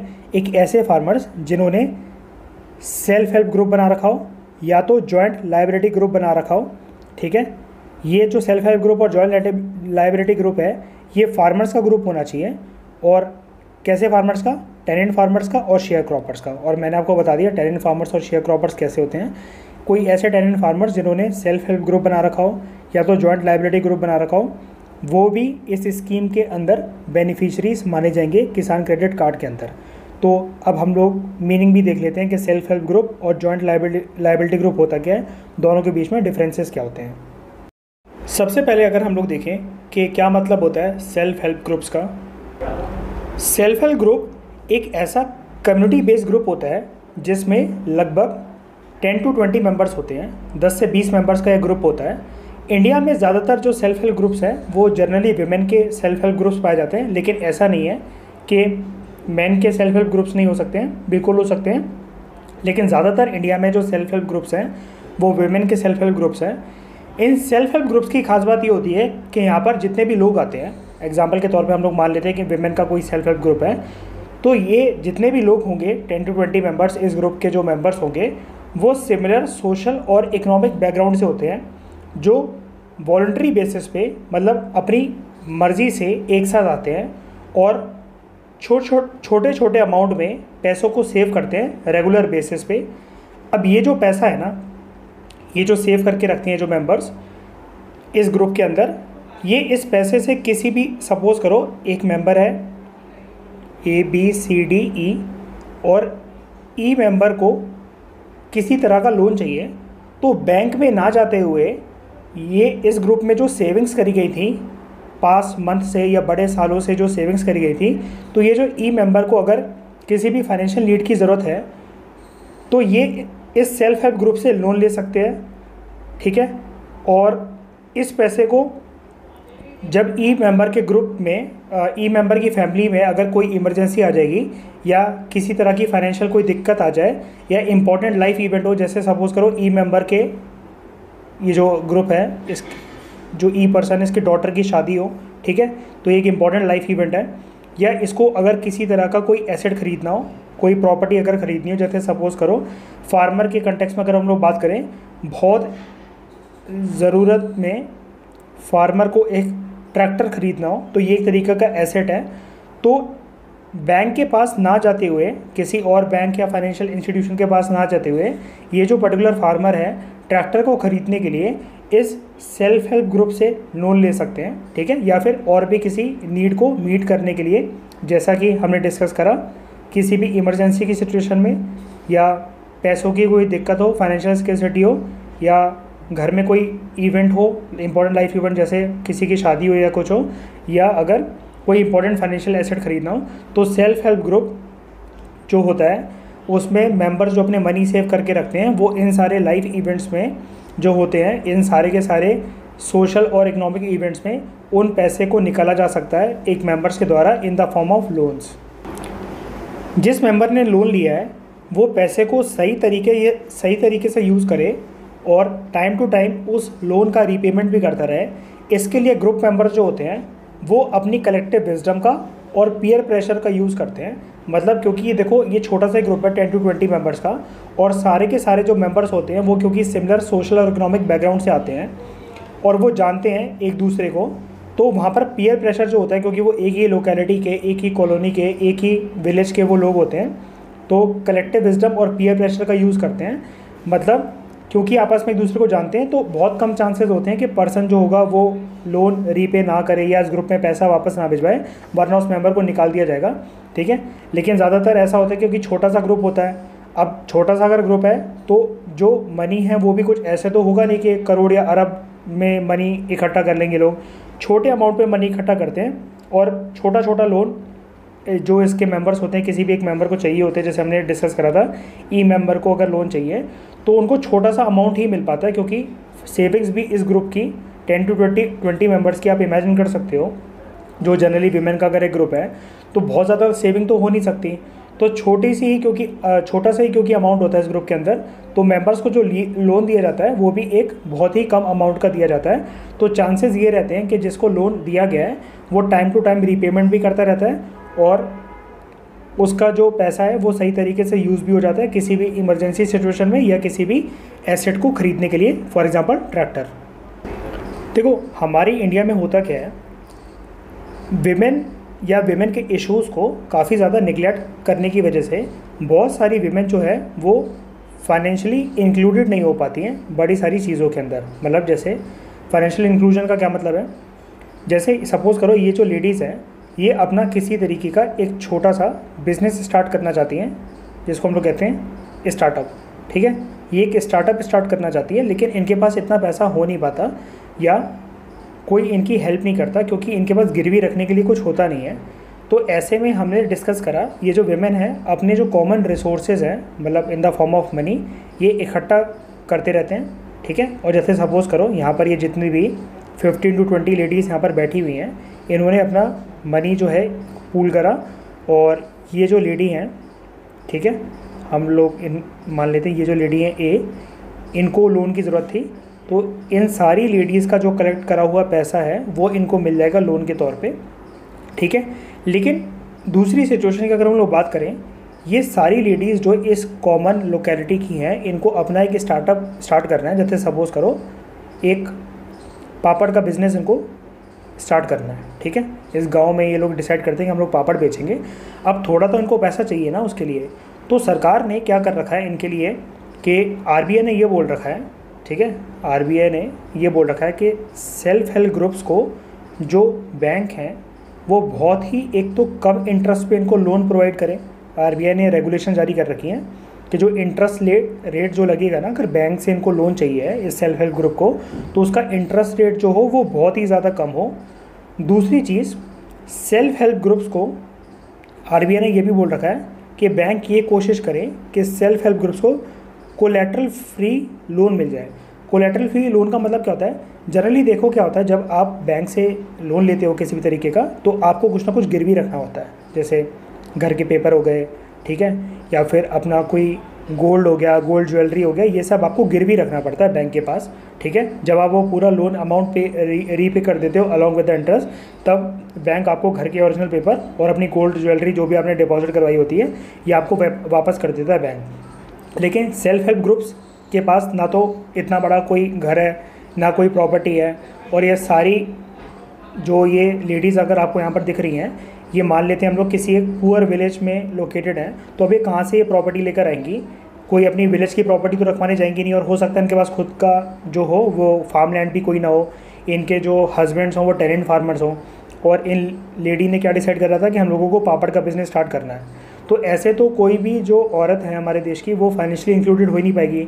तो इस चीज़ को ध्यान में रखते हुए आरबीआई ने बोला है कि सेल्फ हेल्प ग्रुप्स जो विमेन द्वारा रन करे जाएंगे, या कोई भी जैसे छोटा सा सेल्फ हेल्प ग्रुप हो, तो बैंक ये कोशिश करे कि उनको कोलेट्रल फ्री लोन प्रोवाइड करवा दे। तो यहाँ पर देखो सिमिलर की चीज़ लिखी हुई है, हमारे इंडिया के अंदर पुअर विमेन के लाइफ में बड़े सारे चैलेंजेस होते हैं, जैसे वो जनरली एक्सक्लूडेड होती हैं इंस्टीट्यूशनल फाइनेंशियल सर्विसेज से। तो इस चीज़ को रेक्टिफाई करने के लिए, करेक्ट करने के लिए आरबीआई की रेगुलेशंस के अकॉर्डिंग ये बोला गया है कि बैंक्स ऐसे सेल्फ हेल्प ग्रुप्स को फाइनेंशियल सर्विसेज प्रोवाइड करें, और सबसे इंपॉर्टेंट फाइनेंशियल सर्विस उनमें से क्या हो सकती है, कोलेट्रल फ्री लोन्स। मतलब इन सेल्फ हेल्प ग्रुप्स को लोन मिल जाएगा और इनको कुछ भी गिरवी नहीं रखना पड़ेगा। कोलेट्रल का मतलब होता है गिरवी रखना, ठीक है, और बहुत ही कम इंटरेस्ट रेट पे इनको लोन दिया जाए। मतलब एक तो लोन लेने के लिए कुछ भी गिरवी ना रखना पड़े, और जो इंटरेस्ट रेट होगा वो भी कम होना चाहिए। ये दोनों चीज़ें साइमल्टेनियसली इंश्योर होनी चाहिए अकॉर्डिंग टू आरबीआई रेगुलेशंस। और इस तरीके से जो सेल्फ हेल्प ग्रुप्स होंगे, जो पुअर विमेन रन कर रही होंगी, ठीक है, तो वो बड़े सारे इश्यूज़ पे जो उनकी लाइफ में होते हैं उसको टैकल कर सकती हैं अगर एक बार उनकी विमेन एम्पावरमेंट हो जाएगी। ठीक है, अगर वो बिज़नेस रन करने लगेंगी, उनके हाथ में पैसा आने लगेगा। ठीक है, और देखो इंडिया में ना बहुत तरह के इश्यूज़ होते हैं कि विलेज एरियाज़ में, बैकवर्ड एरियाज़ में जो पुअर विमेन होती है अपना बिज़नेस स्टार्ट करना चाहती हैं, तो हो सकता है उनके हस्बैंड जो हैं वो ड्रिंक करते हों, डोमेस्टिक वायलेंस होता हो उनके घर में। ठीक है, उस डोमेस्टिक वायलेंस के चलते जो हस्बैंड हो वो कुछ भी कमाते ना हो, उनके जो बच्चे हैं वो स्कूल ना जा पाते हों। तो क्योंकि विमेन बहुत सेंसिटिव नेचर की होती है, उनको तो जिम्मेदारी रखनी ही पड़ती है अपने घर की। ठीक है, और बहुत केयरिंग होती है अपने बच्चों के लिए। तो अब वो खुद को अपने आप को एम्पावर करना चाहती है। लेकिन होता क्या हमारे देश में वुमेन एम्पावरमेंट के लिए सबसे ज़्यादा जो वुमेन को ज़रूरत होती है अगर अपना घर चलाने के लिए, बच्चों को स्कूल भेजने के लिए, वो होती है ज़रूरत पैसों की। पैसों के लिए हस्बैंड पे डिपेंडेंट ना रहना पड़े, तो ये आरबीआई की बहुत अच्छी रेगुलेशंस हैं, काफ़ी ज़्यादा अच्छी रेगुलेशंस हैं ये। इसकी वजह से वुमेन अपने आप को फाइनेंशियली इंडिपेंडेंट बना सकती हैं। और जो उनकी लाइफ में अदर इश्यूज़ होते हैं ना, जैसे हेल्थ हो गया, न्यूट्रिशन हो गया, गवर्नेंस हो गया और जेंडर जस्टिस हो गया, पैसा आने लग जाए अगर एक बारी, तो अभी तक तो जैसे हस्बैंड सपोज कर लेते हैं हम लोग डोमेस्टिक वायलेंस करते हैं और वो जितना पैसा कमा कर लाते हैं वो सारा ड्रिंक्स वगैरह में, सिगरेट वगैरह में, इन सब में उड़ा देते हैं। लेकिन एक बारी ऐसी वुमेन के हाथ में खुद पैसा आने लग जाएगा तो हस्बैंड के ऊपर जो डिपेंडेंसी है काफ़ी हद तक उनकी कम हो जाएगी, ठीक है। और धीरे धीरे करके मतलब अगर उनका बिज़नेस अच्छा चल पड़ा भगवान की कृपा से, तो मतलब बहुत ज़्यादा वो अपने आप को एम्पावर कर सकती हैं। तो एक तरीके से आप सेल्फ हेल्प ग्रुप्स को ना वुमेन एम्पावरमेंट के इशू के साथ रिलेट कर सकते हो, बिल्कुल कर सकते हो आप। इसको मेंस में भी लिख सकते हो इसको। और लास्ट चीज़ और एक सबसे इम्पॉर्टेंट, सेविंग्स और क्रेडिट ग्रुप प्रोवाइड करने के अलावा सेल्फ हेल्प ग्रुप जो होता है वो गरीब औरतों की इस तरीके से मदद करता है कि उनकी एक हेल्प हो जाती है, उनको एक प्लेटफॉर्म मिल जाता है जहाँ से वो सॉलिडेरिटी बिल्ड कर सके। मतलब देखो एक स्ट्रॉन्ग ग्रुप हो जाता है विमेन का, ठीक है। तो कोई भी इशूज़ होगा, अब जैसे ये नंबर ऑफ़ विमेन है, ये एक दूसरे को जानती हैं, ठीक है। तो कोई भी इशू जैसे अगर होगा, कोई अगर ये इशू फेस कर रही है डोमेस्टिक वायलेंस का या कुछ भी, तो एटलीस्ट इनके पास एक सपोर्ट सिस्टम तो है। बाकी सारी जो लेडीज़ होगी, मतलब जो भी डोमेस्टिक वायलेंस का इशू चल रहा होगा उनके घर में कम से कम वो आवाज़ तो उठाएंगी बाकी सारी लेडीज़। तो एक पर्टिकुलर वेमेन को नंबर ऑफ़ वेमेन का सोशल सपोर्ट मिल जाता है हर एक जगह से, ठीक है। तो ये भी हेल्प हो जाती है वेमेन की, मतलब सॉलिडेरिटी को बिल्ड करने में। ये मतलब है सॉलिडेरिटी का कि एक वेमेन का जो सपोर्ट सिस्टम होता है वो बहुत ज़्यादा एनलार्ज हो जाता है। हर जगह से हर जगह से हर तरीके से वेमेन को बहुत ज़्यादा सपोर्ट मिलने लग जाता है। और सबसे इम्पॉर्टेंट बात तो यही है, वेमेन फाइनेंशियली इंडिपेंडेंट हो जाती हैं। तो जितना हमने डिस्कशन करी उसके बेसिस पे अब आप गोल्स आराम से बता सकते हो सेल्फ हेल्प ग्रुप्स के, कि सेल्फ हेल्प ग्रुप्स का गोल होता है एक तो एंटी पॉवर्टी एजेंडा, दूसरा वेमेन को एम्पावर करना, उनमें लीडरशिप क्वालिटी को डेवलप करना, पुअर और नीडी पीपल होते हैं उनकी हेल्प करना, स्कूल में एनरोलमेंट करवाना, न्यूट्रिशन को इम्प्रूव करना, बर्थ कंट्रोल मेजर्स को यूज़ करना, ठीक है। जैसे वेमेन अगर जब ऐसे ग्रुप्स का पार्ट होती हैं तो उनको किसी भी तरीके से फोर्स नहीं करा जाएगा कि आप मतलब प्रेग्नेंट हो और बच्चे को पैदा कराओ। तो इस तरीके से जो भी कोई जी किसी भी तरह का जो फैमिली प्रेशर एक औरत को फेस करने को मिलता है ना, तो एक सपोर्ट सिस्टम जब बिल्ड हो जाता है ना एक औरत की लाइफ में, सॉलिडेरिटी जब बिल्ड हो जाती है, तो बर्थ कंट्रोल मेजर्स को आराम से एक विमेन जो है वो टैकल कर सकती है। मतलब किस तरीके से ये चीज़ पॉसिबल हो सकती है, जब तक विमेन देखो फाइनेंशियली इंडिपेंडेंट नहीं होती है। और इंडियन फैमिलीज़ में जनरली बहुत सारी जगह पर ऐसा होता है, बैकवर्ड रीजन्स में जो अनएजुकेटेड फैमिली होती हैं, तो वो जानते हैं कि औरत जो होती है वो घर के बाहर जाकर तो कमा नहीं सकती, ज़्यादातर वो हमारे ऊपर डिपेंडेंट है। तो फैमिली उस चीज़ का फ़ायदा उठाती है। बहुत कम एज की विमेन जो होती हैं उनकी शादी करवा दी जाती है और इन्हें फोर्स करा जाता है कि जल्द से जल्द आप बच्चे को पैदा करो, ठीक है। और कम एज में मतलब प्रेगनेंसी के जो इश्यूज़ होते हैं वो विमेन को फेस करने पड़ते हैं in terms of our health. लेकिन जब फाइनेंशियली इंडिपेंडेंट विमेन ऐसी हो जाती है, उनके पास एम्पावरमेंट आ जाती है, एक बहुत स्ट्रॉन्ग सपोर्ट सिस्टम आ जाता है, तो एटलीस्ट दूसरे विमेन के साथ मिलकर वो वॉइस तो रेज कर सकती हैं अपनी कम से कम, ठीक है। ये तो इंसान का एक जनरल सा एक नेचर होता है कि अगर उसे किसी भी तरह का सपोर्ट सिस्टम मिल जाए तो उसे फिर कोई दबा नहीं सकता। एटलीस्ट एक आप कह सकते हो कि कंधा मिल जाता है जैसे एक इंसान को सपोर्ट सिस्टम के लिए। तो सेल्फ हेल्प ग्रुप्स के आप देख सकते हो कितने सारे फ़ायदे हैं। जनरल फ़ायदे तो देखो सोशल इकोनॉमिक टर्म्स में हर कोई डिस्कस कर लेता है, लेकिन आप इसके मॉरल, एथिकल, वेमेन एम्पावरमेंट के फ़ायदे, ठीक है, उनकी मेंटल हेल्थ के फ़ायदे भी इससे काफ़ी ज़्यादा जुड़े हुए हैं, ठीक है। तो उनको टॉर्चर नहीं होना पड़ेगा घर के अंदर अगर सेल्फ हेल्प ग्रुप अगर उनका अच्छे से चल पड़े। तो ये सारी चीज़ों को ध्यान में रखते हुए ये जो प्रोविजंस करे गए ना कि बिना कुछ गिरवी रखे उनको लोन दे दिया जाएगा, कोलेटरल फ्री लोन्स, बहुत कम इंटरेस्ट रेट पे, 10 से 20 वेमेन का जो ग्रुप्स होता है, ठीक है। तो आपस में भी उनका एक बहुत स्ट्रॉन्ग सपोर्ट सिस्टम हो जाता है और वहाँ पर आके जो भी कोई इश्यूज़ होते हैं वो हर चीज़ें वहाँ पर डिस्कस करी जा सकती हैं, ठीक है। ये तो हमने सिर्फ एग्जांपल डिस्कस करा वेमेन के पर्सपेक्टिव से जो एक सेल्फ हेल्प ग्रुप बनाया जाता है, वेमेन का सेल्फ हेल्प ग्रुप। लेकिन आप याद रखना किसी के भी हो सकते हैं, मैन के भी हो सकते हैं, वेमेन के भी हो सकते हैं, मिक्स भी हो सकते हैं जिसमें मैन और वेमेन दोनों हो, ठीक है। तो ऐसा कुछ नहीं होता। लेकिन हमारे इंडिया में ज़्यादातर जो सेल्फ हेल्प ग्रुप्स हैं वो women oriented self help groups ही पाए जाते हैं। तो किसान क्रेडिट कार्ड स्कीम के अंदर आप इतना याद रखना कि जो एग्रीकल्चरल सेल्फ हेल्प ग्रुप्स होते हैं, टेरेंट फार्मर्स के और शेयर क्रॉपर फार्मर्स के, उनको किसान क्रेडिट कार्ड स्कीम के अंदर बेनिफिशरी बनाया गया है। इस तरीके से हमने सेल्फ हेल्प ग्रुप्स के बारे में बहुत ही ज़्यादा बेसिक तरीके से इन्फॉर्मेशन डिस्कस करी और कॉम्प्रिहेंसिव तरीके से हमने सेल्फ हेल्प ग्रुप्स के सारे डायमेंशंस को कवर करा। अब चलते हैं नेक्स्ट ग्रुप की तरफ। नेक्स्ट ग्रुप जिसको बेनिफिशियरी बनाया गया है किसान क्रेडिट कार्ड स्कीम के अंदर, वो है जॉइंट लायबिलिटी ग्रुप्स।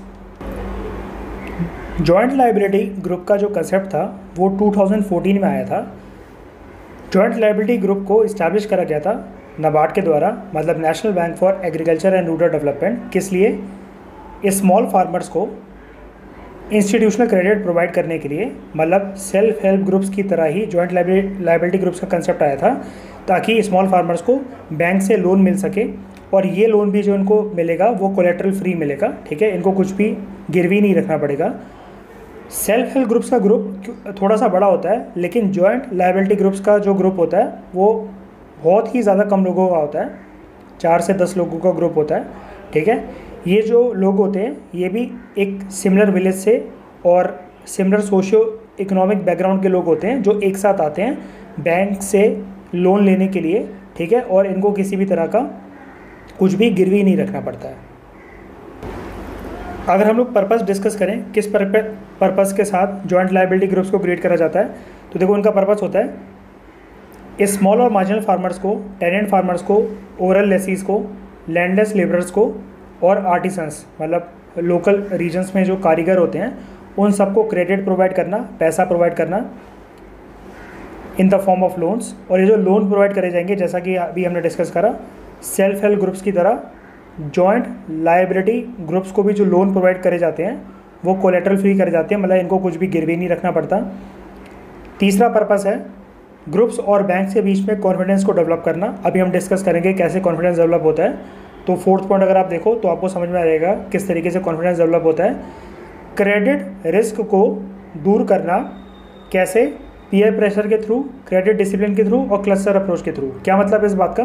देखो सेल्फ हेल्प ग्रुप्स में होता क्या है, जब कोई एक मेंबर लोन नहीं दे पाता ना, जैसे उस ग्रुप को लोन नहीं दे पाता, तो कोई बात नहीं, मतलब यहाँ पर जो मेंबर्स होते हैं इसमें ज़्यादा कोई पीयर प्रेशर इन्वॉल्व नहीं होता सेल्फ हेल्प ग्रुप्स के अंदर। ठीक है, एक पर्सन अगर लोन नहीं दे पाया तो कोई बात नहीं, उसके ऊपर बहुत ज़्यादा प्रेशर नहीं होता। लेकिन जॉइंट लायबिलिटी ग्रुप का जो कंसेप्ट है वो सिर्फ इतना सही कंसेप्ट है, मतलब उसका सिर्फ फंडा है वो सेल्फ हेल्प ग्रुप से थोड़ा सा ही अलग है, बहुत ज़्यादा कोई डिफरेंस नहीं होता। लेकिन जॉइंट लायबिलिटी ग्रुप क्योंकि बहुत छोटा सा ग्रुप है, 4 से 10 मेंबर्स का ही ग्रुप है, तो यहाँ पर पीयर प्रेशर आप सोच सकते हो कितना ज़्यादा बड़ा पीयर प्रेशर होगा। और एक चीज़ और होती है, बैंक जब यहाँ पर लोन दे देती है ना अगर किसी एक ऐसे ग्रुप को, तो जब कोई मेंबर है, जैसे सपोज़ करो यहाँ पर मेंबर है ABCD और D मेंबर जो है उसके लिए इन लोगों ने लोन लिया था, लेकिन D मेंबर एक भी किस्त नहीं दे पाया, तो इनके ऊपर रिस्पॉन्सिबिलिटी होती है A, B और C के ऊपर कि ये जवाब देते हैं बैंक को कि हाँ कोई बात नहीं, वो D मेंबर जो है वो नहीं दे पाया पैसा, हम आपको पैसा देंगे। ठीक है, तो रिस्पॉन्सिबिलिटी यहाँ पर जॉइंट लायबिलिटी ग्रुप्स में काफ़ी ज़्यादा होती है। इसलिए यहाँ पर लिखा हुआ है कि यहाँ पर क्रेडिट रिस्क जो होता है ना, यहाँ पर देखो आप, क्रेडिट रिस्क जो होता है वो बहुत ही कम होता है, क्योंकि यहाँ पर पीयर प्रेशर बहुत ज़्यादा होता है, क्रेडिट डिसिप्लिन होता है और क्लस्टर अप्रोच होती है, मतलब सब लोग मिलकर पैसा चुका देते हैं बैंक का। और इसका एम होता है सेल्फ हेल्प ग्रुप की तरह सेल्फ एम्प्लॉयमेंट प्रोवाइड करना। ठीक है, और एग्रीकल्चर प्रोडक्ट्स जो होते हैं उनकी प्रोडक्शन को इंक्रीज़ करना। एग्रीकल्चर प्रोडक्ट्स यहाँ पर क्यों लिखा हुआ है? क्योंकि जनरली जो जॉइंट लायबिलिटी ग्रुप्स जो होते हैं ना वो जनरली फार्मर्स के थ्रू ही सेटअप करे जाते हैं। ठीक है, रूरल एरियाज़ में सेटअप करे जाते हैं, तो एग्रीकल्चर प्रोडक्शन एक्टिविटीज़ में क्योंकि वो ज़्यादा इन्वॉल्व होते हैं, तो इसलिए, या मतलब किसी भी तरह की प्रोडक्शन हो, कोई भी गुड्स वो मतलब इस्टेब्लिश करना चाह रहे हो, ठीक है, तो वहाँ पर उसकी प्रोडक्शन को इंक्रीज़ करा जा सके और लोगों को सेल्फ एम्प्लॉयमेंट प्रोवाइड करी जा सके, उनको एम्पावर करा जा सके। तो ज़्यादा कुछ डिफरेंस नहीं है सेल्फ हेल्प ग्रुप्स और जॉइंट लायबिलिटी ग्रुप्स के अंदर। डिफरेंस सिर्फ इतना ही है, सेल्फ हेल्प ग्रुप्स में जो मेंबर्स होते हैं वो ज़्यादा होते हैं, जॉइंट लायबिलिटी ग्रुप्स में मेंबर्स की संख्या बहुत कम होती है।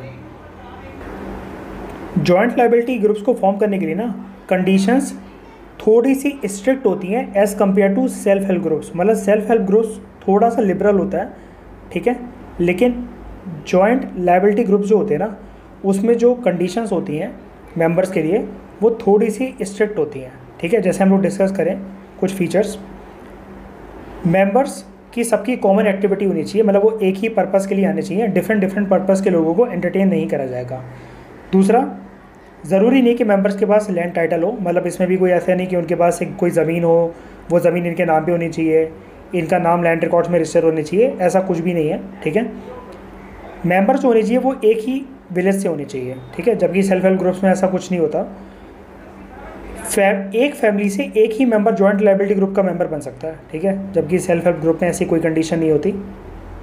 नेक्स्ट है, जो मेंबर्स हैं, जो जॉइंट लायबिलिटी ग्रुप के मेंबर्स हैं, अगर उनको बैंक से लोन चाहिए तो किसी भी एक भी मेंबर जो है वो डिफ़ॉल्टर नहीं होना चाहिए बैंक लोन में। मतलब ऐसा नहीं होना चाहिए कि पास में एक पर्टिकुलर मेंबर ने, ये मेंबर हैं ABCD, BCD ने तो कभी लोन लिया ही नहीं था, लेकिन A ने पास में उसका रिकॉर्ड जब चेक करा गया तो उन्होंने लोन लिया था। इन चारों ने जब लोन के लिए अप्लाई करा तो इनकी जो क्रेडिट हिस्ट्री वो चेक करी गई और बैंक को ये पता लगा कि A ने लोन लिया था और वो डिफ़ॉल्टर है, ठीक है।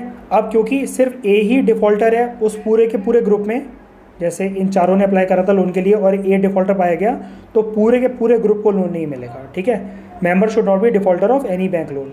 उसके बाद member should hold regular meetings, ठीक है, रेगुलरली मेंबर्स को पार्टिसिपेट करना चाहिए मीटिंग्स में, वरना उनको जॉइंट लायबिलिटी ग्रुप से निकाल दिया जाएगा। इसलिए निकाल दिया जाएगा क्योंकि यहाँ पर देखो पीयर प्रेशर बहुत होता है, जैसा कि हमने डिस्कस करा 5 से 10 मेंबर्स होते हैं, ठीक है, तो पीयर प्रेशर बहुत होता है, इसलिए इनको निकाल दिया जाएगा ग्रुप से। देखो इतना डिस्कस करके वैसे तो हमें कुछ ज़्यादा खास डिफरेंस नज़र आए नहीं, सेल्फ हेल्प ग्रुप हो चाहे वो जॉइंट लायबिलिटी ग्रुप हो, ठीक है, हमें कुछ ज़्यादा खास डिफरेंस तो देखने को मिले नहीं इन दोनों के बीच में, लेकिन फिर भी जो एक्सपर्ट्स होते हैं वो कुछ डिफरेंस इनके बीच में बताते हैं। तो एक बार हम लोग उन डिफरेंसेस को भी डिस्कस कर लेते हैं। तो क्या डिफरेंसेस हैं सेल्फ हेल्प ग्रुप और जॉइंट लायबिलिटी ग्रुप के बीच में? सेल्फ हेल्प ग्रुप देखो ट्रस्ट के ऊपर बेस्ड होता है, ठीक है, मतलब जितने भी यहाँ पे 12 to 15 मेंबर्स होते हैं वो एक दूसरे के ऊपर ट्रस्ट करते हैं कि हाँ पैसा वापस कर देगा हमारा मेंबर, कोई दिक्कत वाली बात नहीं है। लेकिन जो जॉइंट लायबिलिटी ग्रुप्स होते हैं वो जॉइंट लायबिलिटी के ऊपर बेस्ड होते हैं, मतलब म्यूचुअल गारंटी कि अगर कोई बात नहीं, ये जो 5 से 10 मेंबर हैं कोई भी एक मेंबर पैसा वापस नहीं करेगा, कोई बात नहीं, हम उसकी तरफ से पैसा वापस कर देंगे, ठीक है। छोटा सा ये क्योंकि ग्रुप होता है तो यहाँ पर रिस्पॉन्सिबिलिटी बहुत ज़्यादा होती है अदर मेंबर्स की। Self help group generally save करते हैं, जैसा कि हमने देखा था नंबर ऑफ़ वुमेन थी वो जो रिसोर्सेज हैं अपने एक जगह पर पूल करती हैं, ठीक है, सेव करती हैं, ठीक है। लेकिन ऐसी कोई प्रोविज़न नहीं है सेव करने की जॉइंट लायबिलिटी ग्रुप्स के अंदर, ठीक है, there is no provision of saving से इनका कुछ लेना देना नहीं है, इनको सिर्फ लोन चाहिए होता है किसी काम के लिए। ग्रुप्स जैसा कि हमने डिस्कस करा, सेल्फ हेल्प ग्रुप्स नंबर में ज़्यादा होते हैं 12 to 15 और जॉइंट लायबिलिटी ग्रुप्स जो होते हैं वो कम होते हैं as compare to self help group, सिर्फ 5 से 10 मेंबर का ग्रुप होता है ये। यहाँ पर पीयर प्रेशर बहुत ज़्यादा नहीं होता है लोन को रीपे करने के लिए, लेकिन क्योंकि जॉइंट लायबिलिटी ग्रुप्स में मेंबर्स का जो नंबर होता है वो बहुत कम होता है, तो यहाँ पर पीयर प्रेशर जो होता है वो काफ़ी ज़्यादा होता है लोन के अगेंस्ट, ठीक है, कि अगर कोई भी मेंबर लोन वापस नहीं करता है तो उस पर काफ़ी ज़्यादा पीयर प्रेशर डाला जाता है। और ऐसे पहले बात है तो किसी मेंबर को इंक्लूड करा ही नहीं जाता कि वो लोन वापस ना कर पाए, क्योंकि ये छोटा सा ग्रुप होता है, ज़्यादा बड़ा ये ग्रुप बनाते भी नहीं है, ठीक है। और क्योंकि यहाँ पर ग्रुप थोड़ा सा बड़ा होता है और किसी तरह का पीयर प्रेशर नहीं होता है, तो जो चांसेस होते हैं ना मनी को वापस करने के थोड़े से कम होते हैं। मतलब ऐसा नहीं है कि मतलब 90% ऐसी कोई रिपोर्ट कह रही हो कि 90% केसेस में सेल्फ हेल्प ग्रुप्स ने जो पैसा है वो वापस ही नहीं करा, ऐसा कुछ भी नहीं है। आप एक चीज़ तो देख ही सकते हो, 12 to 15 मेंबर्स, 5 to 10 मेंबर्स, बहुत ज़्यादा डिफरेंस तो नहीं है ना, कि मतलब ज़मीन आसमान का फ़र्क हो कि इसमें बहुत ही ज़्यादा मेंबर्स हैं और इसमें ना के बराबर मेंबर्स हैं, छोटा ग्रुप होता है। तो यहाँ पर सिर्फ देखो डिफरेंस के तौर पर समझने के लिए एज सच देखो मैं तो कोई डिफरेंस मानता नहीं, इसमें ऐसा कुछ नहीं है। नाबार्ड ने जस्ट 2014 के अंदर इस कंसेप्ट को लाया था, ठीक है, तो थोड़ा सा बस ये डिफरेंसेस एक्सपर्ट्स बना देते हैं, एज सच कोई डिफरेंस नहीं होता। तो हम लोग डिस्कस कर रहे थे यहाँ पर मनी के वापस आने के जो चांसेस होते हैं वो थोड़े से कम हो जाते हैं, लेकिन यहाँ पर chances of repayment is more क्योंकि मेंबर्स कम है। मतलब कुल मिलाकर बात देखो इन्हीं दोनों पॉइंट्स पर अगर अटक जाती है, सेल्फ हेल्प ग्रुप्स में मेंबर ज़्यादा हैं और as compare to self help groups joint liability group में मेंबर्स कम है। सेविंग्स का कंसेप्ट यहाँ पर होता है और यहाँ पर किसी भी तरह का सेविंग्स का कंसेप्ट नहीं होता है। इस तरीके से हमने सेल्फ हेल्प ग्रुप्स और जॉइंट लायबिलिटी ग्रुप्स के बीच में डिफरेंसेस को डिस्कस करा। और अब आप कंप्लीटली ये चीज़ समझ गए होंगे कि सेल्फ हेल्प ग्रुप्स और जॉइंट लायबिलिटी ग्रुप्स जो हैं फार्मर्स के, जैसे टेनेंट फार्मर्स और शेयर क्रॉपर्स, ये भी बेनिफिशियरी हैं अंडर किसान क्रेडिट कार्ड स्कीम। ठीक है, अब आपको किसी भी टर्म के अंदर कोई दिक्कत नहीं आएगी, आई होप। अब हम लोग आते हैं सेलिएंट फीचर्स जो किसान क्रेडिट कार्ड स्कीम के हैं। तो सबसे पहला फीचर जो इसका इसमें दे रखा है डॉक्यूमेंट के अंदर, वो ये बोलता है कि लोन्स जो किसान क्रेडिट कार्ड स्कीम के अंदर दिए जाएंगे ना फार्मर्स को, वो दो तरीके से फार्मर्स उसको यूज़ कर सकते हैं। एक तो वर्किंग कैपिटल के तौर पे, या तो शॉर्ट टर्म क्रेडिट रिक्वायरमेंट्स के तौर पे। वर्किंग कैपिटल देखो क्या होता है, वर्किंग कैपिटल का सिंपल मीनिंग होता है डे टू डे जो वर्क होता है ना, डे टू डे फंक्शनिंग जो होती है उसको हम लोग कहते हैं वर्किंग कैपिटल। मतलब डेली बेसिस पे हर एक हाउस होल्ड का कुछ ना कुछ खर्चा तो होता ही है, जैसे उसको मिल्क लाना है या कोई राशन का सामान लेकर आना है या अदर एक्सपेंसेस के ऊपर अगर उसको अपना खर्च करना है, इसको हम लोग कहते हैं वर्किंग कैपिटल।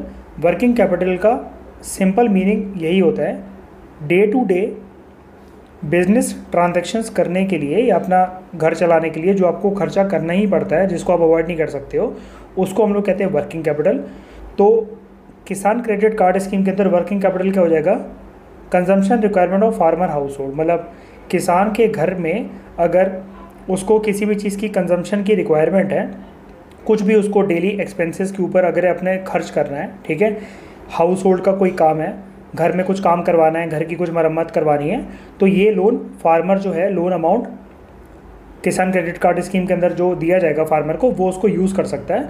तो कहने का मतलब देखो सिर्फ सिंपल सा इतना है कि किसान क्रेडिट कार्ड स्कीम के अंदर कुछ एक सोल पर्पस नहीं बनाया गया है, ठीक है, कि ऐसा नहीं कि आपको ये जो हम आपको लोन देंगे तो आपको अपने फार्म लैंड पर, एग्रीकल्चर लैंड पर कुछ सोलर पंप इंस्टॉल कर रखने हैं, या आपको ट्यूबवेल्स बनाने हैं, ठीक है, या आपको हैंड पंप बनाने हैं। तो ऐसा कुछ फिक्स नहीं है, फार्मर्स के ऊपर किसी भी तरह की कोई रिस्ट्रिक्शंस नहीं लगाई गई है कि आप लोन को एक पर्टिकुलर चीज़ के लिए यूज़ कर सकते हो। अंडर किसान क्रेडिट कार्ड स्कीम लोन्स को फार्मर एक तो सबसे पहले हमने डिस्कस करा वर्किंग कैपिटल के तौर पे यूज़ कर सकते हैं, जैसे डेली हाउस होल्ड जो फार्मर के हाउस होल्ड की जो डेली कंजम्पशन नीड्स होंगी, घर खर्ची में भी उस लोन अमाउंट को यूज़ करा जा सकता है, या तो फिर शॉर्ट टर्म क्रेडिट रिक्वायरमेंट्स के लिए। शॉर्ट टर्म क्रेडिट रिक्वायरमेंट्स का मतलब होता है, इसका मतलब जैसे डिफरेंट एक्टिविटीज़ के लिए जो थोड़े आने वाले फ्यूचर टाइम में किसान को जब पैसों की ज़रूरत पड़ेगी, एक फार्मर को जब पैसों की ज़रूरत पड़ेगी तो फ्यूचर टाइम में कुछ एक्टिविटीज़ के लिए वो उन पैसों को यूज़ कर सकता है वो पर्टिकुलर फार्मर। तो इसको हम लोग कहते हैं जो फ्यूचर एक्टिविटी के लिए, इमीडिएट फ्यूचर एक्टिविटी में जिस पैसे को यूज़ करा जाता है उसको हम लोग कहते हैं शॉर्ट टर्म क्रेडिट रिक्वायरमेंट। अब फार्मर की जो इमीडिएट फ्यूचर एक्टिविटी होती हैं, मतलब शॉर्ट टर्म क्रेडिट रिक्वायरमेंट जो होती है फार्मर की, वो कहाँ कहाँ हो सकती हैं। क्रॉप्स को या तो कल्टिवेट करने के लिए, तो क्रॉप्स को कल्टिवेट करने के लिए कुछ जो पैसों की रिक्वायरमेंट होगी कि जो सीड्स होंगे वो फार्मर्स को लेकर आने होंगे अच्छी क्वालिटी के बाज़ार से, उस चीज़ में पैसा लगा सकते हैं फार्मर। पोस्ट हार्वेस्ट एक्सपेंस, मतलब एक बारी अगर फसल जो हो गई, जो कल्टीवेशन हो गई क्रॉप्स की, वो पूरी हो गई, अब इस फसल को काटने के लिए या कटवाने के लिए कुछ लेबर्स की ज़रूरत जो पड़ेगी, उनको तो पैसा देना पड़ेगा ना आपको, ठीक है। तो उसके लिए पोस्ट हार्वेस्ट एक्सपेंस, मतलब जब हार्वेस्टिंग हो, एक बारी कल्टीवेशन हो गई क्रॉप्स की, तो हार्वेस्ट करवाने के लिए, फसल की कटाई के लिए पैसे को यूज़ कर सकते हैं फार्मर्स। और प्रोड्यूस मार्केटिंग लोन के लिए भी इस पैसे को यूज़ करा जा सकता है। प्रोड्यूस मार्केटिंग लोन देखो एक अच्छा कंसेप्ट है, ठीक है, काफ़ी इंटरेस्टिंग है। अभी थोड़ी देर में मैं आपको उसके बारे में बताता हूँ ये क्या होता है।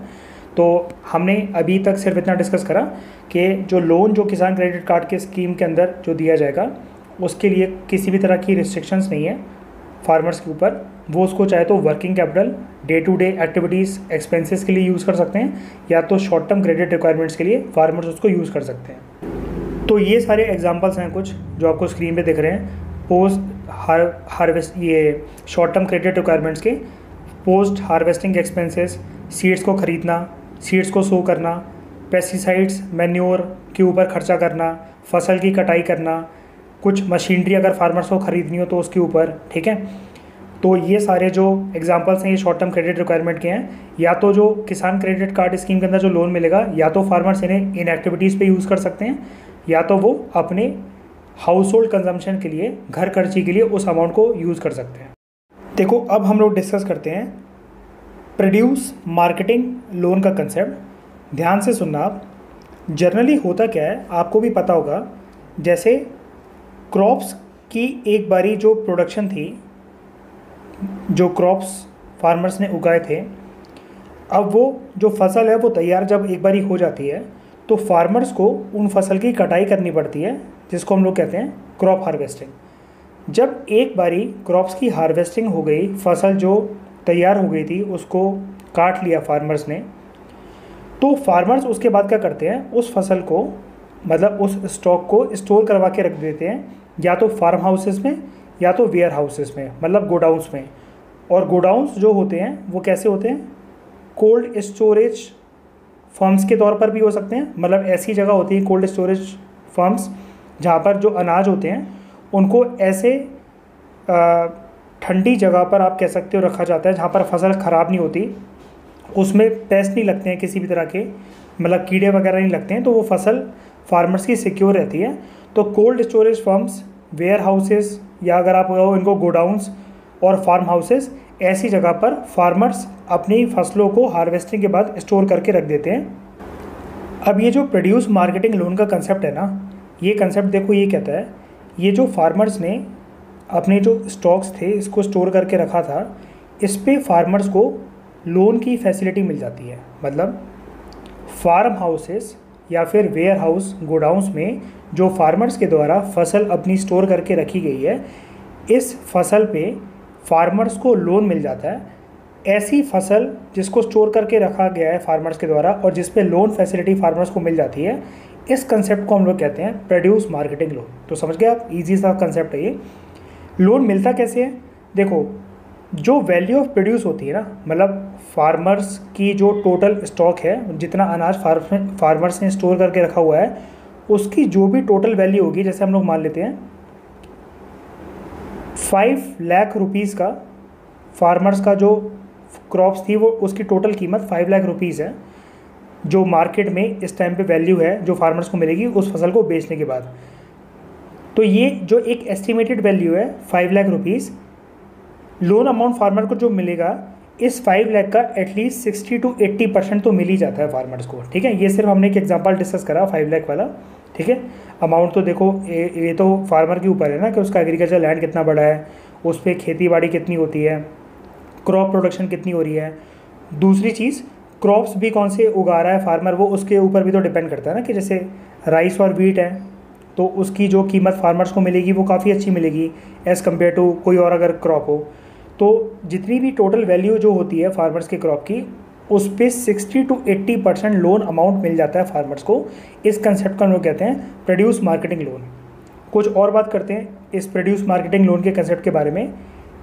मैक्सिमम जो स्टोरेज के ऊपर लोन मिलता है फार्मर्स को, स्टोरेज के ऊपर मतलब जो फार्मर्स ने जो फार्म हाउसेस में और वेयर हाउसेस में गोडाउंस में जो अपना अनाज स्टोर करके रखवाया था, ज़्यादा से ज़्यादा अमाउंट, मतलब फार्मर्स की फसल चाहे कितनी भी कीमत की हो, जैसे सपोज़ करो वो फार्मर्स की टोटल फसल जो है वो एक क्रॉपिंग सीजन में 1 करोड़ रुपीज़ की है, लेकिन मैक्सिमम अमाउंट जो इस प्रोड्यूस मार्केटिंग लोन के कंसेप्ट के अंदर फार्मर्स को मिलता है ना, वो मिलता है मैक्सिमम अमाउंट 50 लाख रुपीज़। ठीक है, अब ये जो मैक्सिमम अमाउंट और जो हम लोग डिस्कस कर रहे हैं ना, ये 50 लाख रुपीज़ का या 60 to 80% of the value of produce, ये हम लोग डिस्कस कर रहे हैं SBI के पर्सपेक्टिव से, स्टेट बैंक ऑफ इंडिया के पर्सपेक्टिव से हम लोग डिस्कस कर रहे हैं कि फार्मर्स को टोटल वैल्यू ऑफ प्रोड्यूस पर 60 to 80% अमाउंट का लोन मिल जाता है और मैक्सिमम लोन 50 लाख रुपए तक का मिल सकता है।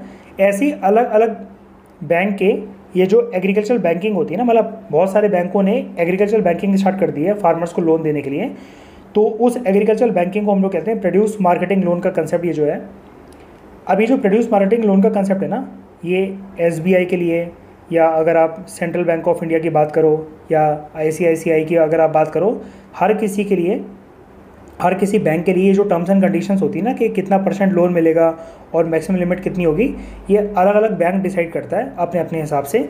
अभी हम लोग सिर्फ SBI के पर्सपेक्टिव से स्टेट बैंक ऑफ इंडिया के पर्सपेक्टिव से हम लोग ये एक बार डिस्कस कर रहे हैं। तो इतना लोन अमाउंट मिल जाता है 60 to 80%। जनरली देखो बैंक का जो ये रहता है ना, ज़्यादा चेंज नहीं होता कि अगर कोई और बैंक है आप सोचो कि इस पर 1 करोड़ रुपए का लोन मिल जाएगा, इतना नहीं होता। 19-20 का फ़र्क होता है, 19-20 का फ़र्क होता है, ज़्यादा फ़र्क नहीं होता। तो कुल मिलाकर देखो बात यही है, जितनी भी वैल्यू ऑफ प्रोडक्शन होगी उस वैल्यू ऑफ प्रोडक्शन पर फार्मर्स को एटलीस्ट उस टोटल वैल्यू का 60 to 80% अमाउंट मिल जाएगा एज अ लोन अमाउंट, और मैक्सिमम अमाउंट मिल सकता है फार्मर्स को 50 लाख रुपए तक का। और इस प्रोड्यूस मार्केटिंग लोन के अंदर एक कंडीशन ये होती है कि फार्मर्स को जो अपना लोन रीपे करना होता है उसके लिए मैक्सिमम पीरियड है 12 मंथ्स, मतलब 12 महीने, 1 साल के अंदर अंदर फार्मर्स को अपना ये जो लोन अमाउंट होता है उसको रीपे करना होता है डिपेंडिंग ऑन द क्रॉप। ठीक है, कि मतलब वो जो क्रॉप है उसका अमाउंट कितना है, उसका क्रॉपिंग सीज़न कैसा था, उसको मार्केट में जो बेचने के बाद, ठीक है, किसान को कितनी रकम मिल सकती थी, या अगर एक्स्ट्रा जो क्रॉप है, जैसे कुछ तो फार्मर्स ने गिरवी रख कर उस पर लोन लिया है ना, मतलब एक तरीके से। ठीक है, अब मार्केट में बेचने के बाद जब फार्मर्स को जो अमाउंट मिल जाएगा तो वो अमाउंट क्या 12 महीने के अंदर किसान चुका सकते हैं कि नहीं चुका सकते हैं, इसके ऊपर भी बड़े सारे फैक्टर्स डिपेंड करते हैं। लेकिन आप उन टेक्निकलिटीज़ पे मत जाओ, आप सिर्फ इतना समझ जाओ कि 12 महीने के अंदर अंदर प्रोड्यूस मार्केटिंग लोन जो लिया होता है क्रॉप्स के ऊपर फार्मर्स ने, उसका लोन अमाउंट इनको 1 साल के अंदर अंदर वापस करना पड़ता है बैंक को। अब आपके दिमाग में एक क्वेश्चन ज़रूर आया होगा कि फार्मर्स को इस चीज़ से फ़ायदे क्या होता है, मतलब वो अपना जो स्टॉक है, उन्होंने क्रॉप्स उगाए हैं, वो बैंकों को इस पर गिरवी रख के लोन क्यों ले रहे हैं, मतलब वो मार्केट में क्यों नहीं बेचकर पैसे ले लेते हैं, बैंकों से ही लोन की फॉर्म में मतलब क्यों ले रहे हैं वो पैसे। तो देखो इसका रीज़न क्या है, कभी कभार क्या होता है कि मार्केट में जो रेट चल रहा होता है ना एक पर्टिकुलर क्रॉप का, तो फार्मर्स को जब ये लगता है हमें इस क्रॉप को बेचकर काफ़ी कम पैसा मिलेगा, जितना हमें एक्सपेक्टेड था उससे बहुत ही कम पैसा मिलेगा, और जो बैंक्स जो इस प्रोड्यूस मार्केटिंग लोन की फॉर्म में जो हमें अमाउंट ऑफर कर रहे हैं वो एज़ कम्पेयर टू जो हमें मार्केट में बेच के पैसा मिलेगा उससे काफ़ी ज़्यादा अमाउंट है ये। ठीक है, तो एग्जाम्पल के तौर पे जैसे अगर मैं आपको बताऊं, पहले आप ये लाइन देख लो, to help farmers avoid distress sale of their produce, मतलब फार्मर्स को अपना जो अनाज है उसको बेचकर किसी भी तरह का घाटा ना हो, उस घाटे को अवॉइड करने के लिए इस तरीके का लोन फार्मर्स के द्वारा लिया जा सकता है। हम लोग एग्जांपल के थ्रू समझ लेते हैं कि जैसे सपोज़ करो 5 लाख रुपीज़ का फार्मर्स का टोटल क्रॉप प्रोड्यूस था, जो फार्मर्स ने वेयर हाउसेस में और गोडाउंस में स्टोर करके रखा था, वो 5 लाख रुपए का अनाज था फार्मर्स का। अब इस टाइम पे मार्केट में जो फार्मर्स हैं अगर उसको बेचने जा रहे हैं, तो सपोज़ कर लेते हैं हम लोग मार्केट में एक तरीके की वॉलेटिलिटी है, प्राइसेस थोड़े से अनस्टेबल चल रहे हैं, तो फार्मर्स को अपने इस पूरे क्रॉप प्रोड्यूस को बेचकर 4 लाख रुपए मिल रहे हैं अभी मार्केट से। मतलब अगर वो बाहर अपना अनाज बेचने जाते हैं तो फार्मर्स को घाटा हो रहा है, 4 लाख रुपए ही उनको सिर्फ मिल रहे हैं। Whereas produce marketing loan के अंदर फार्मर्स को जो पैसा बैंक दे रहा है ना लोन के फॉर्म में, वो 4.5 लाख रुपए बैंक ऑफर कर रहा है। ठीक है, तो ऑब्वियस ही बात है 4 लाख और 4.5 लाख रुपए, तो फार्मर्स तो इसी पे जाएंगे ना कि चलो कोई बात नहीं, हमारी जो क्रॉप्स का जो रेट है, मार्केट की सिचुएशन अभी ठीक नहीं है, मार्केट काफ़ी वॉलेटाइल है, प्राइसेस उसमें बहुत ही ज़्यादा फ्लक्चुएट हो रहे हैं और हमें 1 लाख रुपए का घाटा हो रहा है सीधा सीधा। तो यहाँ पर कम से कम हमें 4.5 लाख रुपए, 50,000 भी देखो फार्मर्स के लिए बहुत मायने रखते हैं, तो हम क्यों ना बैंक से अपनी क्रॉप्स को गिरवी रख के बैंक से लोन ले लेते हैं। अब इस लोन अमाउंट का फार्मर्स करेंगे क्या, इस लोन अमाउंट के देखो बहुत सारे फ़ायदे हो सकते हैं जो फार्मर्स अपने क्रॉप को गिरवी रखी है जो लोन लेंगे।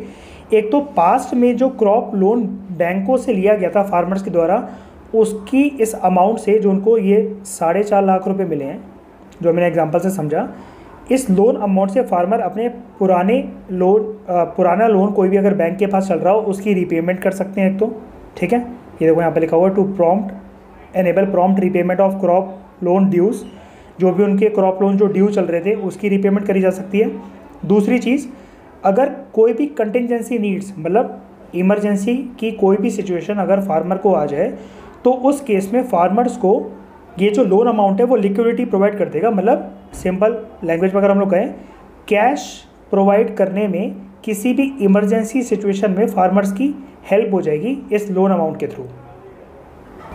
अब जैसे इमरजेंसी नीड्स क्या हो सकती हैं, फार्मर्स को लगता है हमने जो क्रॉप प्रोड्यूस करा और उसकी हार्वेस्टिंग करी, कटाई वगैरह जो करी, तो सारा पैसा तो क्रॉप को प्रोड्यूस करने में, फर्टिलाइज़र, मैन्योर, क्रॉप सीड्स जो थे उनको ख़रीदने में ही सारा पैसा चला गया। बाद में जब हार्वेस्टिंग हुई तो जिन फार्मर्स को हायर करवाकर, टेनेंट फार्मर्स को हायर करा था हमने अपने खेत पर फसल की कटाई करने के लिए, उन लेबर को हमें पैसा देना पड़ गया। तो फार्मर के पास इस सिचुएशन में बिल्कुल भी पैसा नहीं रह जाता है।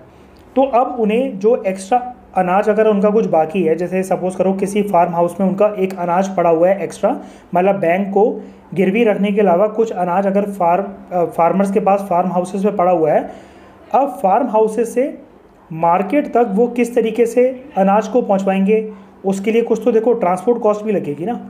मतलब कोई ट्रक आएगा, वो मार्केट तक लेकर जाएगा, फिर वो बेचेंगे, फिर एक रेट डिसाइड होगा।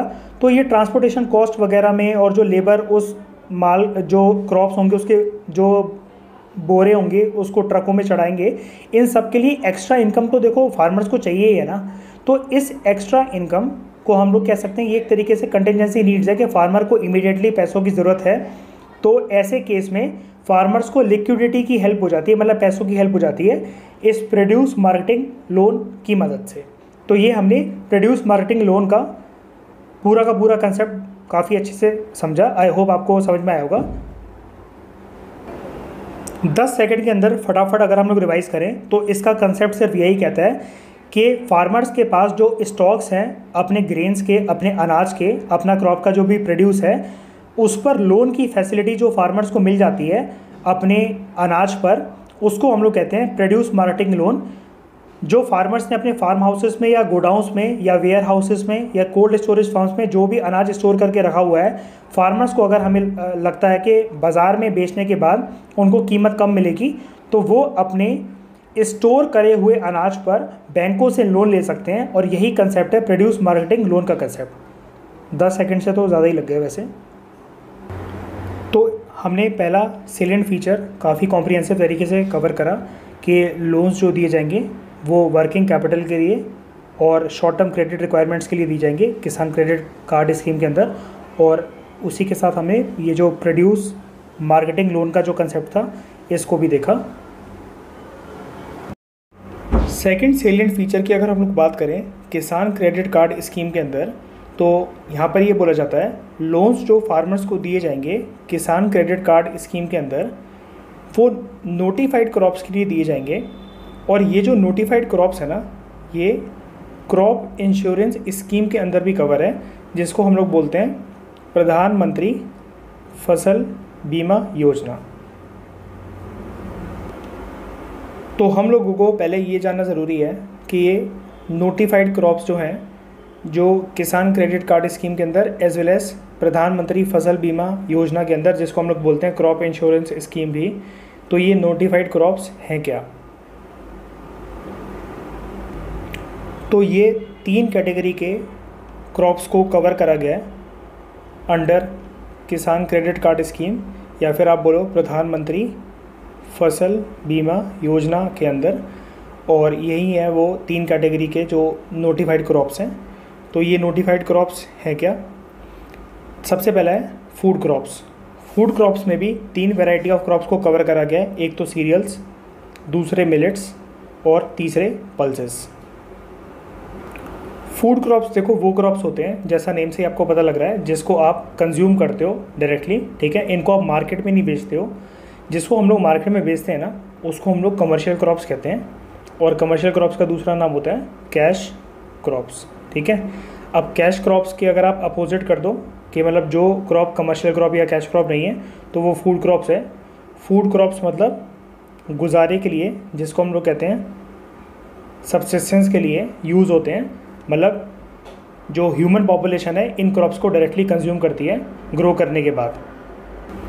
सबसे पहले हम लोग बात करते हैं सीरियल या फिर सीरियल क्रॉप्स की। इसको सीरियल ग्रेन भी बोला जाता है। हिंदी में हम लोग सीरियल क्रॉप्स को बोलते हैं। आपने सुना होगा इसका टर्म अनाज, ठीक है। जितने भी अनाज होते हैं ना, उनको हम लोग सीरियल क्रॉप्स बोलते हैं। अब देखो इन अनाज को ये अगर आप सीरियल क्रॉप्स कहो तो इनकी खास बात क्या होती है, ये एक तरीके की ग्रास होती है। मतलब ये जो सीरियल क्रॉप्स होते हैं ये एक तरीके की घास होती है। जो अब आप इन क्रॉप्स को उगाते हो तो ये स्टैंडिंग फसल होती है, एक तरह की खड़ी हुई फसल होती है। उसमें से आप ग्रेन्स को एक्सट्रैक्ट करते हो और ये जो एक्सट्रैक्ट करे हुए ग्रेन्स होते हैं इसी को हम लोग बोलते हैं सीरियल्स या फिर सीरियल ग्रेन्स। तो आप ये स्क्रीन पे देखो, ये सारे ग्रासेस ही तो हैं, चाहे वो वीट हो, बार्ले हो, राइस हो, चावल की फसल हो, मेज़ हो जिसको आप कॉर्न या फिर भुट्टा भी कहते हो, ओट्स हो या मिलेट्स हो, ये सारे के सारे जो हैं स्टैंडिंग ग्रासेस हैं, स्टैंडिंग क्रॉप्स हैं। तो यही हैं सीरियल्स जिसको हम लोग हिंदी में बोलते हैं अनाज। ब्रेकफास्ट में जो आप इस तरीके के ओट्स खाते हो या फिर कॉर्नफ्लेक्स अगर आप कंज्यूम करते हो ब्रेकफास्ट में, तो वो भी एक एग्जांपल है सीरियल्स का। सेकंड फूड क्रॉप जो हमारा दे रखा था वो दे रखा था मिलेट्स। मिलेट्स को हिंदी में हम लोग कहते हैं बाजरा।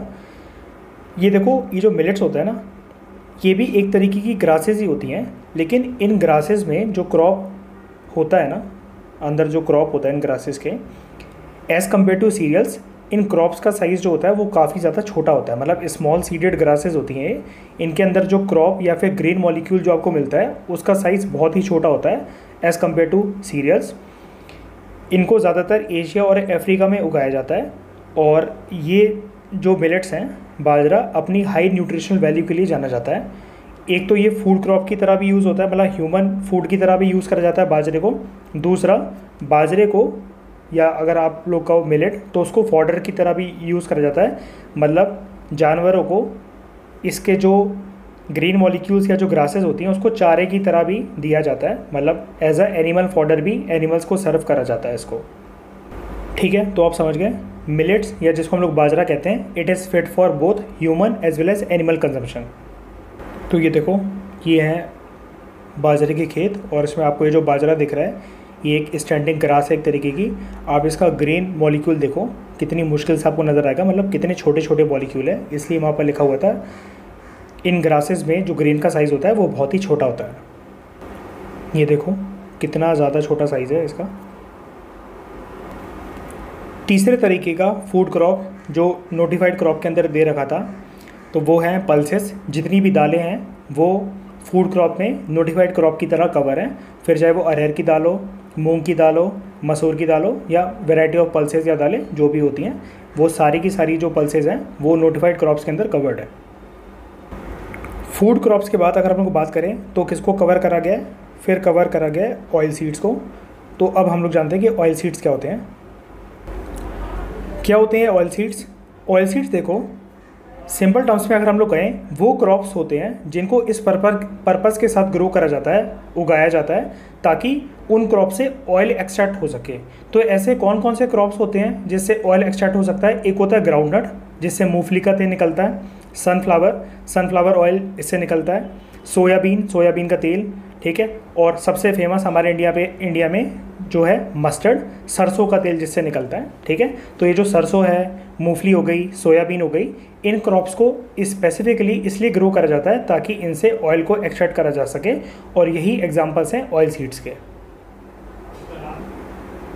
उसके बाद थर्ड वैरायटी ऑफ क्रॉप्स जो नोटिफाइड क्रॉप्स कैटेगरी के अंदर कवर करे गए हैं वो कवर करे गए हैं, एक तो है कमर्शियल सीड्स, दूसरे हैं हॉर्टिकल्चरल क्रॉप्स, ठीक है। तो पहले हम लोग जानते हैं कमर्शियल क्रॉप्स के बारे में।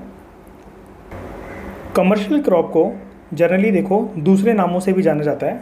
इसको हम लोग कहते हैं कैश क्रॉप या फिर आप इसको प्रॉफिट क्रॉप भी कह सकते हो। इन क्रॉप्स को उगाने का मेन पर्पस यही होता है कि मार्केट में इनको बेचकर किसी तरीके का कुछ प्रॉफिट कमाया जाए। मतलब ये, जैसा कि मैंने आपको बताया था, सब्सिस्टेंस क्रॉप की तरह यूज़ नहीं होते हैं, मतलब फूड क्रॉप की तरह ये यूज़ नहीं होते हैं। आप इनको डायरेक्टली कंज्यूम नहीं करते हो, ठीक है।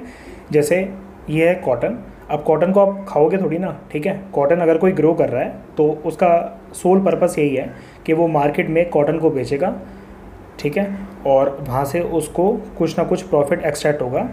तो सिंपल टर्म्स में अगर हम लोग कहें, commercial crops are those cash crops which are sold in the market with the aim to earn profit rather than for direct consumption, मतलब जिसको आप कंज्यूम नहीं करते हो, मार्केट में बल्कि आप बेचते हो ताकि आपको कुछ प्रॉफिट मिल सके।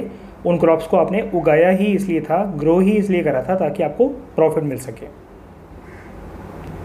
तो कुछ एग्जांपल अगर हम लोग देखें कि इंडिया में किस किस तरीके के कैश क्रॉप्स या फिर कमर्शियल क्रॉप्स को ग्रो करा जाता है। एक है, ये देखो, शुगर केन, ठीक है। अब शुगर केन आप खुद सोच कर देखो लॉजिकली, कोई फार्मर अगर ग्रो कर रहा है तो वो अपने लिए तो ग्रो करेगा नहीं, उसको ना तो गन्ना चूसना है ना गन्ने का जूस पीना है, ठीक है। अगर ऐसे ही करना होगा तो उसके लिए जो मार्केट है उसमें आराम से जाकर वो डेली कंज्यूम कर सकता है जो गन्ने का जूस है, शुगर केन जूस है जो। लेकिन मेनली लार्ज स्केल पे शुगर केन को ग्रो करने का जो पर्पस होता है वो यही होता है ताकि ये जो शुगर केन्स होते हैं ना, गन्ने होते हैं, ये शुगर मिल्स को, जो शुगर बनाने वाली, चीनी बनाने वाली जो फैक्ट्रीज होती हैं, उनको फार्मर सप्लाई कर कर थोड़ा सा प्रॉफिट अर्न कर सकें। दूसरा एग्जांपल है टी क्रॉप्स या फिर कॉफ़ी क्रॉप्स। ये जो कॉफ़ी बीन्स होती हैं, जो टी लीव्स होती हैं, इनको भी जो फार्मर्स होते हैं वो ग्रो करते हैं। कॉफ़ी इंडस्ट्रीज़ को, जैसे नेस्कैफ़े या ब्रू जैसे कोई कंपनी होगी, तो वो इन कॉफ़ी बीन्स को ख़रीद लेती हैं और फिर वो इनकी फर्दर प्रोसेसिंग करती है बीन्स की, ताकि मार्केट में एक पैकेज्ड फॉर्म में इन कॉफ़ी बीन्स को बेचा जा सके, ठीक है। फार्मर्स खुद कॉफ़ी पी के क्या करेंगे, वो अपने खेत पे अगर कॉफ़ी उगा भी रहे हैं तो कुछ ऐसा तो है नहीं कि उनसे उनका पेट भर जाएगा, वो कॉफ़ी बीन्स को रोज़ रोटी सब्जी की तरह खा सकेंगे। अगर कोई फार्मर कॉफ़ी बीन्स या जो टी लीव्स हैं उनको ग्रो कर रहा है तो उसका सोल पर्पस यही है, टी इंडस्ट्री को या कॉफ़ी इंडस्ट्री को वो बीन्स और टी लीव्स सप्लाई करना प्रॉफिट अर्न करने के लिए। और एक एग्जांपल बस और बता देता हूँ मैं आपको, ये जो कॉटन ग्रो करी जाती है फार्मर्स के द्वारा, ये इस कॉटन को भी ग्रो इसलिए करा जाता है ताकि फार्मर्स इस कॉटन को कॉटन मिल्स में बेचकर थोड़ा सा प्रॉफिट ले सकें, ठीक है। ये जो बल्क में बहुत सारे अमाउंट में जो कॉटन प्रोड्यूस होगी, फार्मर्स इसको किसी न किसी कॉटन मिल्स, ठीक है, जो होंगी या कॉटन फैक्ट्रीज होंगी, वहाँ पर सप्लाई कर देंगे ताकि इनको इनका प्रॉफिट शेयर मिल सके। और लास्ट जो हमें देखना है वो देखना है हमें हॉर्टिकल्चरल क्रॉप्स को, ठीक है, कि हॉर्टिकल्चरल क्रॉप्स होते क्या हैं जिनको कवर करा गया है नोटिफाइड क्रॉप्स के अंदर। सबसे पहले हॉर्टिकल्चर का आप मीनिंग जान लो। हॉर्टिकल्चर का देखो सिंपल सा मीनिंग होता है, गार्डन कल्टीवेशन या गार्डन मैनेजमेंट का जो सिस्टम होता है उसकी प्रैक्टिस होती है, जो उसकी आर्ट होती है। मतलब आप एक जो गार्डन मेंटेन करके रखते हो, ठीक है, और उसमें वैरायटी ऑफ आप जो क्रॉप्स होते हैं उसको ग्रो करते हो, उस प्रैक्टिस को हम लोग कहते हैं हॉर्टिकल्चर। हॉर्टिकल्चर के कुछ अदर नाम भी हैं, जैसे गार्डनिंग, फ्लोरिकल्चर, एबोरिकल्चर और कल्टीवेशन ऑफ प्लांट्स या फिर गार्डन मैनेजमेंट। मतलब यहाँ पर देखो कोई एक वैरायटी ऑफ क्रॉप्स नहीं होता कि हॉर्टिकल्चर में आप ये बोल दो कि पर्टिकुलर ए क्रॉप, बी क्रॉप, सी क्रॉप होते हैं, ये हॉर्टिकल्चर में आते हैं। हॉर्टिकल्चर देखो, अगर मैं आपको बताऊँ थोड़ा सा डिटेल में जाकर, हॉर्टिकल्चर वो वैरायटी ऑफ क्रॉप्स होते हैं जिसमें फ्रूट्स भी आते हैं, वेजिटेबल्स भी आते हैं, फ्लावर्स भी आते हैं। तो कुछ ऐसे फूल, सब्जियां, पौधे जो ग्रो करे जाते हैं फार्मर्स के द्वारा, क्योंकि इनकी देखो बहुत variety of wide range of purposes होते हैं। अब उन पर्पसेस के बारे में मैं आपको बताऊं तो क्या होता है, एक तो गार्डन के तौर पे उन क्रॉप्स को यूज़ करा जा सकता है। अब गार्डन के तौर पे यूज़ करा जा सकता है तो हॉर्टिकल्चर क्रॉप्स का उसी के साथ एक पर्पस निकल कर आता है जिसको हम लोग कहते हैं ब्यूटिफिकेशन। मतलब सुंदरता के लिए भी मतलब आपको अच्छा लगता है क्योंकि उनको देखना, फ्लावर्स को ग्रो करा जाता है जैसे गार्डन के अंदर, या गार्डनिंग जो प्रैक्टिस करी जाती है, आप उसमें छोटे छोटे जो पेड़ पौधे आप जो लगाते हो तो वो ब्यूटिफिकेशन के लिए तो लगाते हो ना, ताकि आपकी घर की जो बालकनी है या जो छत है या आपके ग्राउंड फ्लोर पे कोई छोटा सा गार्डन है वो अच्छा लगे, तो ब्यूटिफिकेशन के लिए ग्रो करा जाता है। दूसरा अगर हम लोग बात करें, कुछ फ्रूट्स और वेजिटेबल्स जो ग्रो करे जाते हैं वो कंज्यूम करने के लिए ग्रो करे जाते हैं। तो मतलब हॉर्टिकल्चर क्रॉप्स आप एक तरीके से कह सकते हो फूड कंजम्पशन क्रॉप्स भी होते हैं। अब कुछ फ्रूट्स और वेजिटेबल्स को स्पेसिफिकली इसलिए ग्रो करा जाता है क्योंकि उनकी मेडिसिनल वैल्यूज़ होती हैं। मतलब उन फ्रूट्स की, उन वेजिटेबल्स की जो रूट्स होती है उनके प्लांट्स की, उससे कुछ ऐसा इंग्रेडिएंट निकल कर आता है जिससे दवाइयाँ बन सकती हैं, ठीक है। अब दवाइयाँ अगर बन सकती है तो हम कह सकते हैं कि उस क्रॉप की एक मेडिसिनल वैल्यू है। तो आप सोच सकते हो कि कितना ज़्यादा वाइड वैरायटी ऑफ पर्पस से सर्व करते हैं हॉर्टिकल्चरल क्रॉप्स, ठीक है। तो सिंपल लैंग्वेज में अगर हम लोग कहें और फटाफट से अगर हम लोग रिवाइज करें, हॉर्टिकल्चरल क्रॉप्स वो क्रॉप्स होते हैं जिसको आप फूड क्रॉप्स की तरह कंज्यूम करने के लिए भी यूज़ कर सकते हो, गार्डन वगैरह को सजाने के लिए ब्यूटिफिकेशन पर्पस से भी यूज़ कर सकते हो आप। उसके बाद आप किसी मेडिसिनल वैल्यू के लिए भी आप इसको यूज़ कर सकते हो, दवाइयाँ वगैरह बनाने के लिए या जड़ी बूटियाँ वगैरह बनाने के लिए, आयुर्वेदिक मेडिसिन के लिए यूज़ होते हैं हॉर्टिकल्चर क्रॉप्स। तो इस तरीके से हॉर्टिकल्चर क्रॉप्स की जो पर्पस की जो वैरायटी होती है या एरिया ऑफ आपका रेंज ऑफ जो पर्पस होता है वो काफ़ी ज़्यादा वाइड होता है।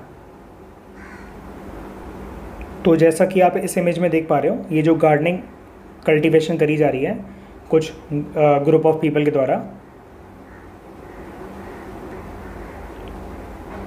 जिसमें वैरायटी ऑफ फ्लावर्स को ग्रो कर सकते हैं, ठीक है। और उन फ्लावर्स की हो सकता है या तो ब्यूटिफिकेशन पर्पस से, सुंदरता के पर्सपेक्टिव से ग्रो करे जाएं ताकि गार्डन वगैरह अच्छा लगे, या उन फ्लावर्स का कोई जो इंग्रेडिएंट हो उसको एक्सट्रैक्ट करके किसी मेडिसिनल वैल्यू की तरह उसको सर्व करा जा सके। तो वो सारे एग्जांपल्स होंगे हॉर्टिकल्चरल क्रॉप्स के। बस आप सिंपल से एक चीज़ याद रखना, हॉर्टिकल्चरल क्रॉप्स की डेफिनेशन में कोई एक या दो या तीन चार ऐसी कोई वैरायटी ऑफ जो क्रॉप्स हैं वो लिमिटेड नहीं है। हॉर्टिकल्चरल जो एक टर्म है वो वाइड रेंज ऑफ टर्म है। इसमें गार्डनिंग पर्पसेस से, फ्लोरिकल्चर पर्पस से, मतलब फ्लावर्स उगाने के पर्पस से, फूड कल्टीवेशन जिसमें फ्रूट्स वेजिटेबल्स वगैरह सब आएंगे। तो वैरायटी ऑफ पर्पसेस से जो क्रॉप्स उगाए जाते हैं उसको हम लोग कहते हैं हॉर्टिकल्चर। और हॉर्टिकल्चर की जो डेफिनेशन है, जो क्लियर एंड प्रिसाइज डेफिनेशन है, वो होती है art and practice of garden management and garden cultivation, ठीक है। अपने गार्डन को सजाना, अपने गार्डन को मैनेज करना, उसकी जो प्रैक्टिस और उसकी जो आर्ट होती है, उसमें आप कुछ भी उगाओ फिर वो आपकी मर्जी, उसको हम लोग कहते हैं हॉर्टिकल्चर की प्रैक्टिस। तो अभी तक हमने ये डिस्कस करा, किसान क्रेडिट कार्ड स्कीम के अंदर जो नोटिफाइड क्रॉप्स हैं उनको प्रधानमंत्री फसल बीमा योजना के अंदर भी, यानी क्रॉप इंश्योरेंस स्कीम के अंदर भी उनको मेंशन करा गया है एज अ नोटिफाइड क्रॉप्स। थोड़ी देर में इस स्कीम के बाद हम लोग इसी प्रधानमंत्री फसल बीमा योजना स्कीम को डिस्कस करेंगे। आप सिर्फ इतना याद रखना, किसान क्रेडिट कार्ड स्कीम और प्रधानमंत्री फसल बीमा योजना यानी क्रॉप इंश्योरेंस स्कीम के लिए जो नोटिफाइड क्रॉप्स हैं वो दोनों स्कीम्स के अंदर कॉमन क्रॉप्स हैं। जो तीन कैटेगरी ऑफ क्रॉप्स हमने डिस्कस करे नोटिफाइड कैटेगरी के अंदर, वो दोनों स्कीम्स के अंदर वो कॉमन क्रॉप्स हैं। नेक्स्ट सेलिएंट फीचर जो किसान क्रेडिट कार्ड स्कीम के अंदर दिया हुआ है हमारे डॉक्यूमेंट में, इसको तो हम ऑलरेडी डिस्कस कर चुके हैं। उसमें दे रखा है कि फार्मर्स को रुपए एनेबल्ड ATM कार्ड्स दिए जाएंगे। वन टाइम डॉक्यूमेंटेशन फैसिलिटी इस स्कीम के अंदर फार्मर्स को करनी पड़ेगी, मतलब एक ही बार उनसे डॉक्यूमेंट्स मांगे जाएंगे, बार बार उनको तंग नहीं करा जाएगा।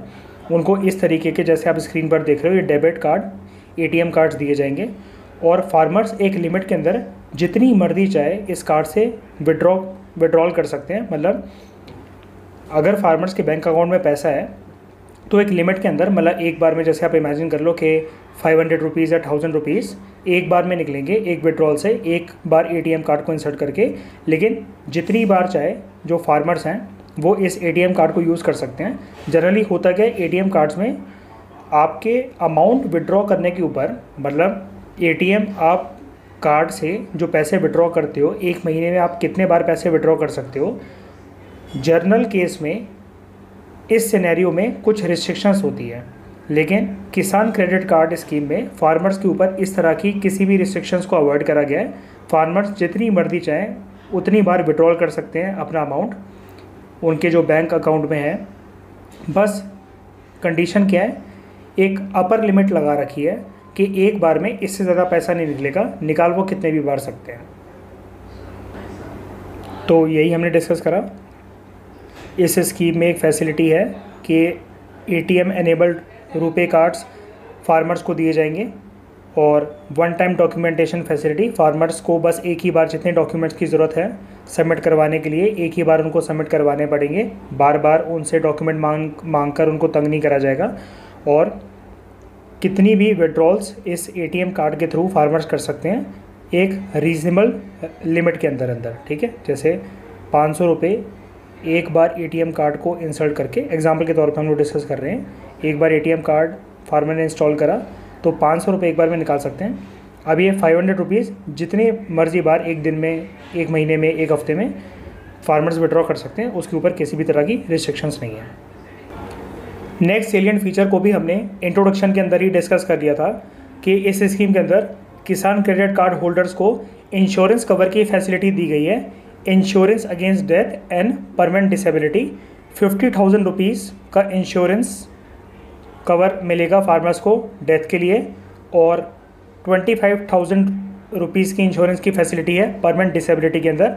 मतलब फार्मर्स की अगर किसी भी बॉडी की डिसेबिलिटी हो जाए, may not God do so, किसी भी एक्सीडेंट की वजह से, फिर चाहे वो एक्सीडेंट किसी एक्सटर्नल रीज़न की वजह से हुआ हो, वॉलेंट मीन्स की वजह से हुआ, और वो दिखाई दे रहा हो, ठीक है। दिखाई विजिबल मीन्स का मतलब क्या है कि वो सामने विजिबल हो। मतलब जैसे सपोज़ करो किसी वॉलेंट मीन्स में जो कोई पर्टिकुलर फार्मर है, उस पर्टिकुलर फार्मर ने अपने पैर खो दिए, उनके लेग्स अब नहीं रहे, तो ये एक तरह का एग्जांपल है डिसेबिलिटी का। या किसी एक एक्सीडेंट के अंदर उनकी आइज़ नहीं रही, या कोई भी बॉडी पार्ट अगर उनका डैमेज हो जाता है, ठीक है, कोई भी ऑर्गेनिक फेलियर अगर उनको होता है, तो उस केस में एक इंश्योरेंस फैसिलिटी दी गई है डिसेबिलिटी के लिए भी। डिसेबिलिटी के लिए जो पैसे दिए जाएंगे वो दिए जाएंगे 25,000, और डेथ के केस में 50,000 इंश्योरेंस कवरेज।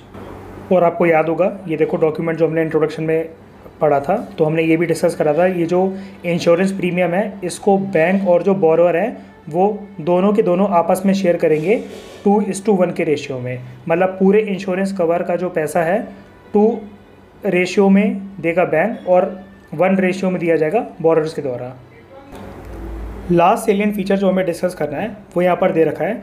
गवर्नमेंट ने बड़े सारे ऐसे इनिशिएटिव लिए हैं इस किसान क्रेडिट कार्ड स्कीम के अंदर, ताकि किसान क्रेडिट कार्ड स्कीम की सैचुरेशन हो जाए। इसका मतलब क्या है किसान क्रेडिट कार्ड की सैचुरेशन हो जाना? देखो, इसका मतलब सैचुरेशन का मतलब ये होता है जब किसी भी चीज़ को इतना ज़्यादा कॉम्प्रिहेंसिवली कवर करा जाए, इतनी ज़्यादा वाइड पब्लिसिटी उसकी करी जाए कि लास्ट पर्सन भी उस स्कीम के अंदर कवर हो। मतलब जैसे सपोज़ करो ये एक पॉपुलेशन है एक पर्टिकुलर एरिया के अंदर, तो कोई भी एक भी पर्सन ऐसा ना हो कि जिसको उस स्कीम का फ़ायदा नहीं मिल पाए, बाद में ऐसी कोई कंप्लेंट आए। तो अब ये कैसे इंश्योर करा जा सकता है? जब आप इस स्कीम की बहुत ज़्यादा वाइड पब्लिसिटी करोगे और आप कोशिश करोगे ज़्यादा से ज़्यादा उस स्कीम के अंदर जिस पॉपुलेशन को इंक्लूड करना चाहिए, आप कैसे भी करके उनको आइडेंटिफाई करो और उनको इंक्लूड करो। तो किसान क्रेडिट कार्ड स्कीम के अंदर भी कुछ ऐसी ही कुछ इसी तरह की प्रोविजंस करी गई हैं कि जिससे हर तरह के जो फार्मर्स हैं, जो वैरायटी ऑफ ऑक्यूपेशंस में एंगेज्ड हैं, उनको इस स्कीम के फ़ायदे देने के लिए सरकार ने पूरी कोशिश करी है कि कोई भी फार्मर इस स्कीम के फ़ायदों से मतलब बाहर ना रह जाए। ऐसा ना हो कि उस स्कीम का फ़ायदा जिस पर्टिकुलर फार्मर को मिलना चाहिए था, जो एलिजिबल था, जो बेनिफिशियरी था, उसको मिल नहीं पाया।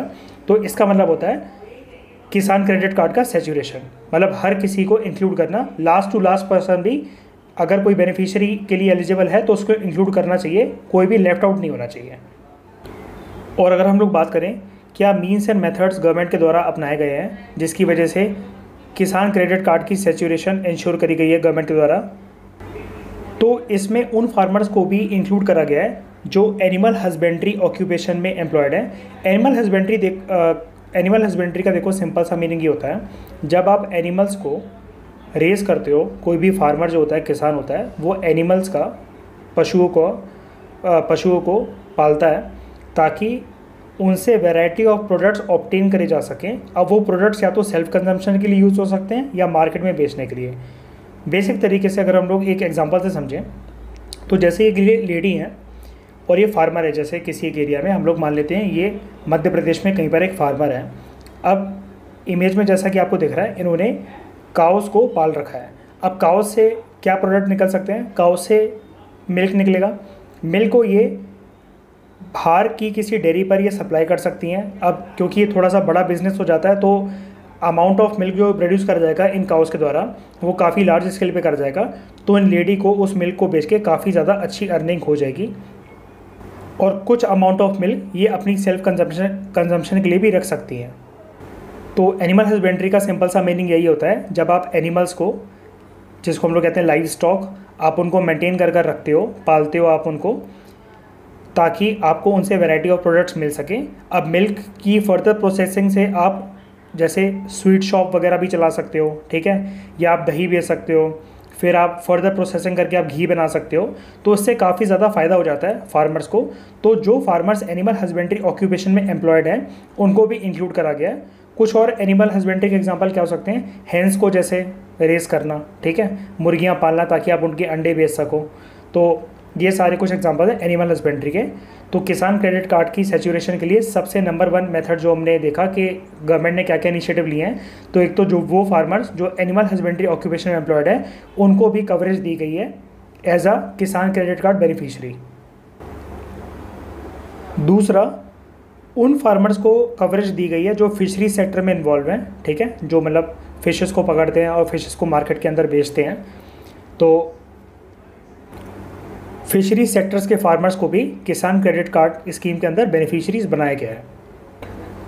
तो ये अभी तक हमने 2 मीन्स एंड मेथड्स देखे कि जो फार्मर्स जो एनिमल हस्बेंड्री में एम्प्लॉयड हैं और फिशरी सेक्टर्स में जो एम्प्लॉयड हैं, इनको इंक्लूड करने की वजह से किसान क्रेडिट कार्ड स्कीम का सैचुरेशन हुआ है।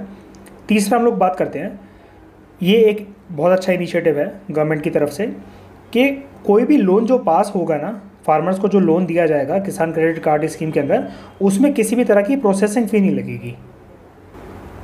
प्रोसेसिंग फ़ी का मतलब क्या होता है, देखो नॉर्मल सर्कमस्टांसेस में होता क्या है, जब आप बैंक से किसी भी तरह का लोन अपना पास करवाते हो ना और आपका लोन जब सैंक्शन हो जाता है तो आपको वन टाइम एक पेमेंट देनी पड़ती है बैंक को in the form of processing fee. अभी प्रोसेसिंग फ़ी बैंक चार्ज क्यों करते हैं आपसे, क्योंकि बैंक का ये मानना होता है कि उन लोन पास करवाने के लिए उनका बहुत ज़्यादा मैन पावर और सर्विस उनको खर्च करना पड़ा था। मतलब बैंक का खर्चा आया था अलग अलग लोगों तक आपकी लोन की जो फाइल थी वो पहुंचाने में, आपको सर्विस देने में, फिर आपका लोन पास करवाने में बैंक के अलग अलग तरीके के खर्चे आए थे, जिसे बैंक को खुद अपने जो अमाउंट है, अपनी जो अर्निंग थी उससे मेट करना पड़ा आपका लोन पास करवाने के लिए। तो बैंक उसके बदले आपसे एक वन टाइम प्रोसेसिंग फ़ी लेते हैं। और प्रोसेसिंग फ़ी के बारे में एक इम्पॉर्टेंट चीज़ और, ये नॉन डिडक्टेबल होता है आपके लोन अमाउंट से। मतलब लोन अमाउंट से काट कर बैंक आपको, ऐसा नहीं है कि मतलब आपने 1 लाख रुपए का लोन करवाया और 5,000 बैंक ने रख लिए कि 5,000 रुपये हमारी प्रोसेसिंग फ़ी थी, 95,000 आप रुपीज़ ले जाओ, आपका 1 लाख का लोन था। ऐसा नहीं होता है, आपको अलग से प्रोसेसिंग फ़ी बैंक को देनी पड़ती है। 1 लाख का अगर आपका लोन पास हुआ था तो पूरे आपको 1 लाख रुपीज़ ही मिलते हैं बैंक से। Processing fee one time payment आपको अलग से अपनी जेब से देनी पड़ती है बैंक को, कि एक तरीके से मतलब कि आपने हमारा लोन पास करवा दिया, थैंक यू, आपने हमें सर्विस प्रोवाइड करवाई थी, तो ये लो उसका चार्ज, लोन पास करवाने का पैसा। मतलब इंटरेस्ट जो देना पड़ेगा आपको हर महीने अपने लोन अमाउंट पर, वो तो देना ही पड़ेगा, लेकिन लोन ओवरऑल जो आपका पास करवा दिया बैंक ने, उसके लिए वन टाइम पेमेंट जो चार्ज लगता है उसको हम लोग कहते हैं प्रोसेसिंग फ़ी। ये नॉन डिडक्टेबल होता है लोन अमाउंट से। मतलब आपका जितना लोन सैंक्शन हुआ था वो तो आपको पूरा पैसा वापस मिलेगा, अलग से अपनी जेब से आपको देना पड़ेगा। दूसरी चीज़, एक और इम्पॉर्टेंट प्रोसेसिंग फ़ी के कंसेप्ट में, प्रोसेसिंग फ़ी आपकी नॉन रिफंडेबल होती है, ठीक है। प्रोसेसिंग फ़ी आपकी नॉन रिफंडेबल होती है। इसका मतलब क्या है, आपका लोन, देखो हर किसी का लोन ऐसा नहीं होता है कि वो पास हो ही जाता है, ठीक है। किसी किसी का लोन बैंक सैंक्शन करता है, पूरी प्रॉपर चेकिंग करने के बाद, कंडीशंस को मीट करने के बाद, अगर आपका जो लोन है, आपने जो रिक्वेस्ट डाली है लोन अमाउंट की, उतना अमाउंट अगर बैंक को लगता है कि आप रीपे नहीं कर पाओगे, अगर आप डिफ़ॉल्टर बन जाओगे, तो बहुत सारे केसेस में ऐसा भी होता है कि लोन आपका पास नहीं हो पाता। तो ये जो प्रोसेसिंग फ़ी आपने दी होती ना, भले ही आपका लोन पास हो चाहे ना हो, ये लैप्स कर जाती है, मतलब ये बैंक को आपको देनी ही पड़ती है, ठीक है। तो ये है प्रोसेसिंग फ़ी। किसान क्रेडिट कार्ड स्कीम के अंदर हम लोग प्रोसेसिंग फ़ी की जो बात कर रहे थे, उसमें अभी तक हमने ये बात करी कि किसान क्रेडिट कार्ड स्कीम के अंदर फार्मर्स को कोई भी प्रोसेसिंग फ़ी नहीं देनी पड़ेगी। Banks will not gonna charge any single penny, एक भी सिंगल रुपया जो होगा वो बैंक आपसे नहीं लेगा प्रोसेसिंग फ़ी के तौर पर, ठीक है। पूरी डिस्कशन करते हुए आपके मन में एक क्वेश्चन तो ज़रूर आया होगा कि किसान क्रेडिट कार्ड स्कीम के अंदर अगर जो लोन किसानों को मिल रहा है तो वो किस बेसिस पे मिल रहा है। मतलब लोन तो हमेशा हम लोग जानते हैं कि कुछ ना कुछ हमें गिरवी अपनी साइड से रखना पड़ता है, तब जाके हमें लोन मिलता है। अब किसानों के पास हमने देखा इसमें टेनेंट्स और शेयर क्रॉपर्स भी कवर थे जिनके पास खुद का लैंड नहीं होता है, तो वो क्या गिरवी रखेंगे। तो देखो उनको कुछ भी गिरवी नहीं रखना है। ये जो किसान क्रेडिट कार्ड स्कीम है ना, इसके अंदर जो भी लोन सैंक्शन करे जाएंगे फार्मर्स के, वो कोलेट्रल फ्री होंगे। और कोलेट्रल फ्री लोन मैंने आपको बताए थे, जब आपको किसी भी चीज़ को गिरवी नहीं रखना पड़ता है, उसको हम लोग कहते हैं कोलेट्रल फ्री लोन। एक एग्जाम्पल से इसको समझ लेते हैं हम लोग। सपोज़ करो कोई एक पर्सन है, वो बैंक के पास जाता है कि मुझे लोन चाहिए, तो बैंक उससे पूछेगा कि आपके पास क्या है गिरवी रखने के लिए। तो जैसा कि आप स्क्रीन पर देख रहे हो, पर्सन कहता है मेरे पास एक घर है और उस घर की जो कीमत है उसका कम से कम 80 to 90% जो टोटल वैल्यू है, अगर उतने का भी लोन पास हो जाए तो मैं खुश हो जाऊंगा। तो बैंक उनसे कहेंगे कि आप अपने घर के पेपर गिरवी रखवा दीजिए हमारे पास। आपने जब अपना घर गिरवी रखवा दिया, घर के पेपर गिरवी रखवा दिए बैंक के पास, तो आपको उस टोटल अमाउंट का 80 to 90% जो लोन है वो पास हो जाएगा।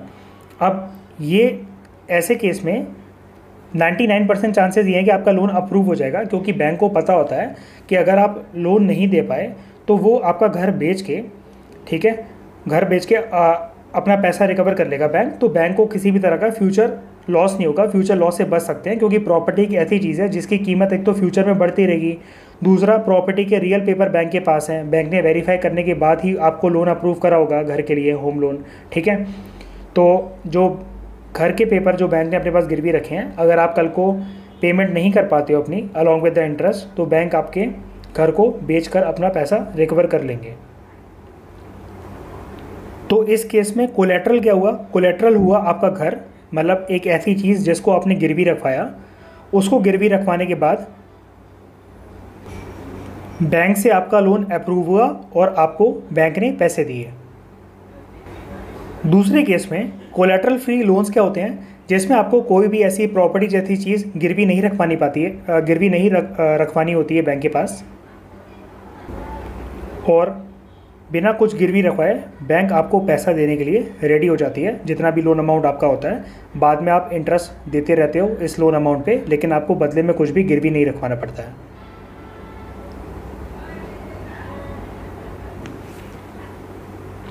इस तरीके के ये जो कोलेट्रल फ्री लोन्स होते हैं ना, ये सिर्फ गवर्नमेंट स्कीम्स के अंदर ही जो होते हैं वो अप्रूव्ड होते हैं। मतलब नॉर्मल सर्कमस्टांसेस में बैंक सोशल वर्क करने तो बैठे नहीं हैं कि आप उनके पास आओगे और बिना कुछ गिरवी रखे वो आपको पैसा दे देंगे।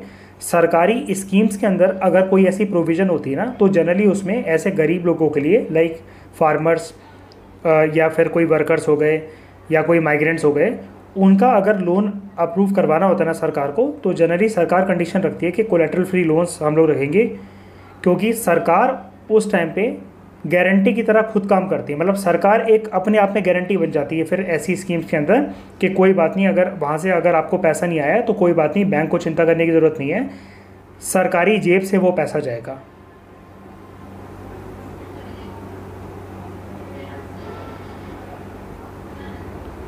तो पहले होता क्या था, कोलेट्रल फ्री लोन्स जो फार्मर्स को मिलता था ना, वो अराउंड 1 लाख रुपए तक का मिल जाता था मैक्सिमम, ठीक है, 1 लाख रुपीज़ तक का मिल जाता था।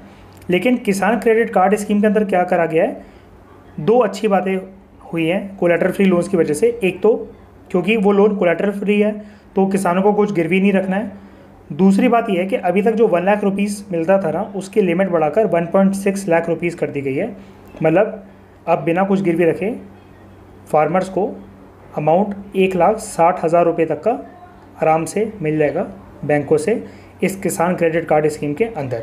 तो इस तरीके से हमने किसान क्रेडिट कार्ड स्कीम को काफ़ी ज़्यादा कॉम्प्रिहेंसिव तरीके से कवर करा। आई होप आपको एक एक चीज़ें समझ में आई होंगी। टाइम हमें भले ही एक पर्टिकुलर इंडिविजुअल स्कीम को जब हम लोग कवर कर रहे हैं तब ज़्यादा लग रहा है, लेकिन ये वन टाइम इन्वेस्टमेंट है। जैसा कि मैंने आपको बताया था, प्रीलिम्स और मेंस के पर्सपेक्टिव से दोनों ही जगह पर स्कीम्स काफ़ी ज़्यादा इंपॉर्टेंट है, और स्कीम्स को तो आप इवन एसेस और एथिक्स के पेपर में भी यूज़ कर सकते हो। अगर केस स्टडीज़ के तौर पर जैसे कुछ भी क्वेश्चन आ जाता है तो स्कीम्स हमें हर जगह काम आएगी, तो इसको हमें कॉम्प्रिहेंसिवली कवर करना ज़रूरत है।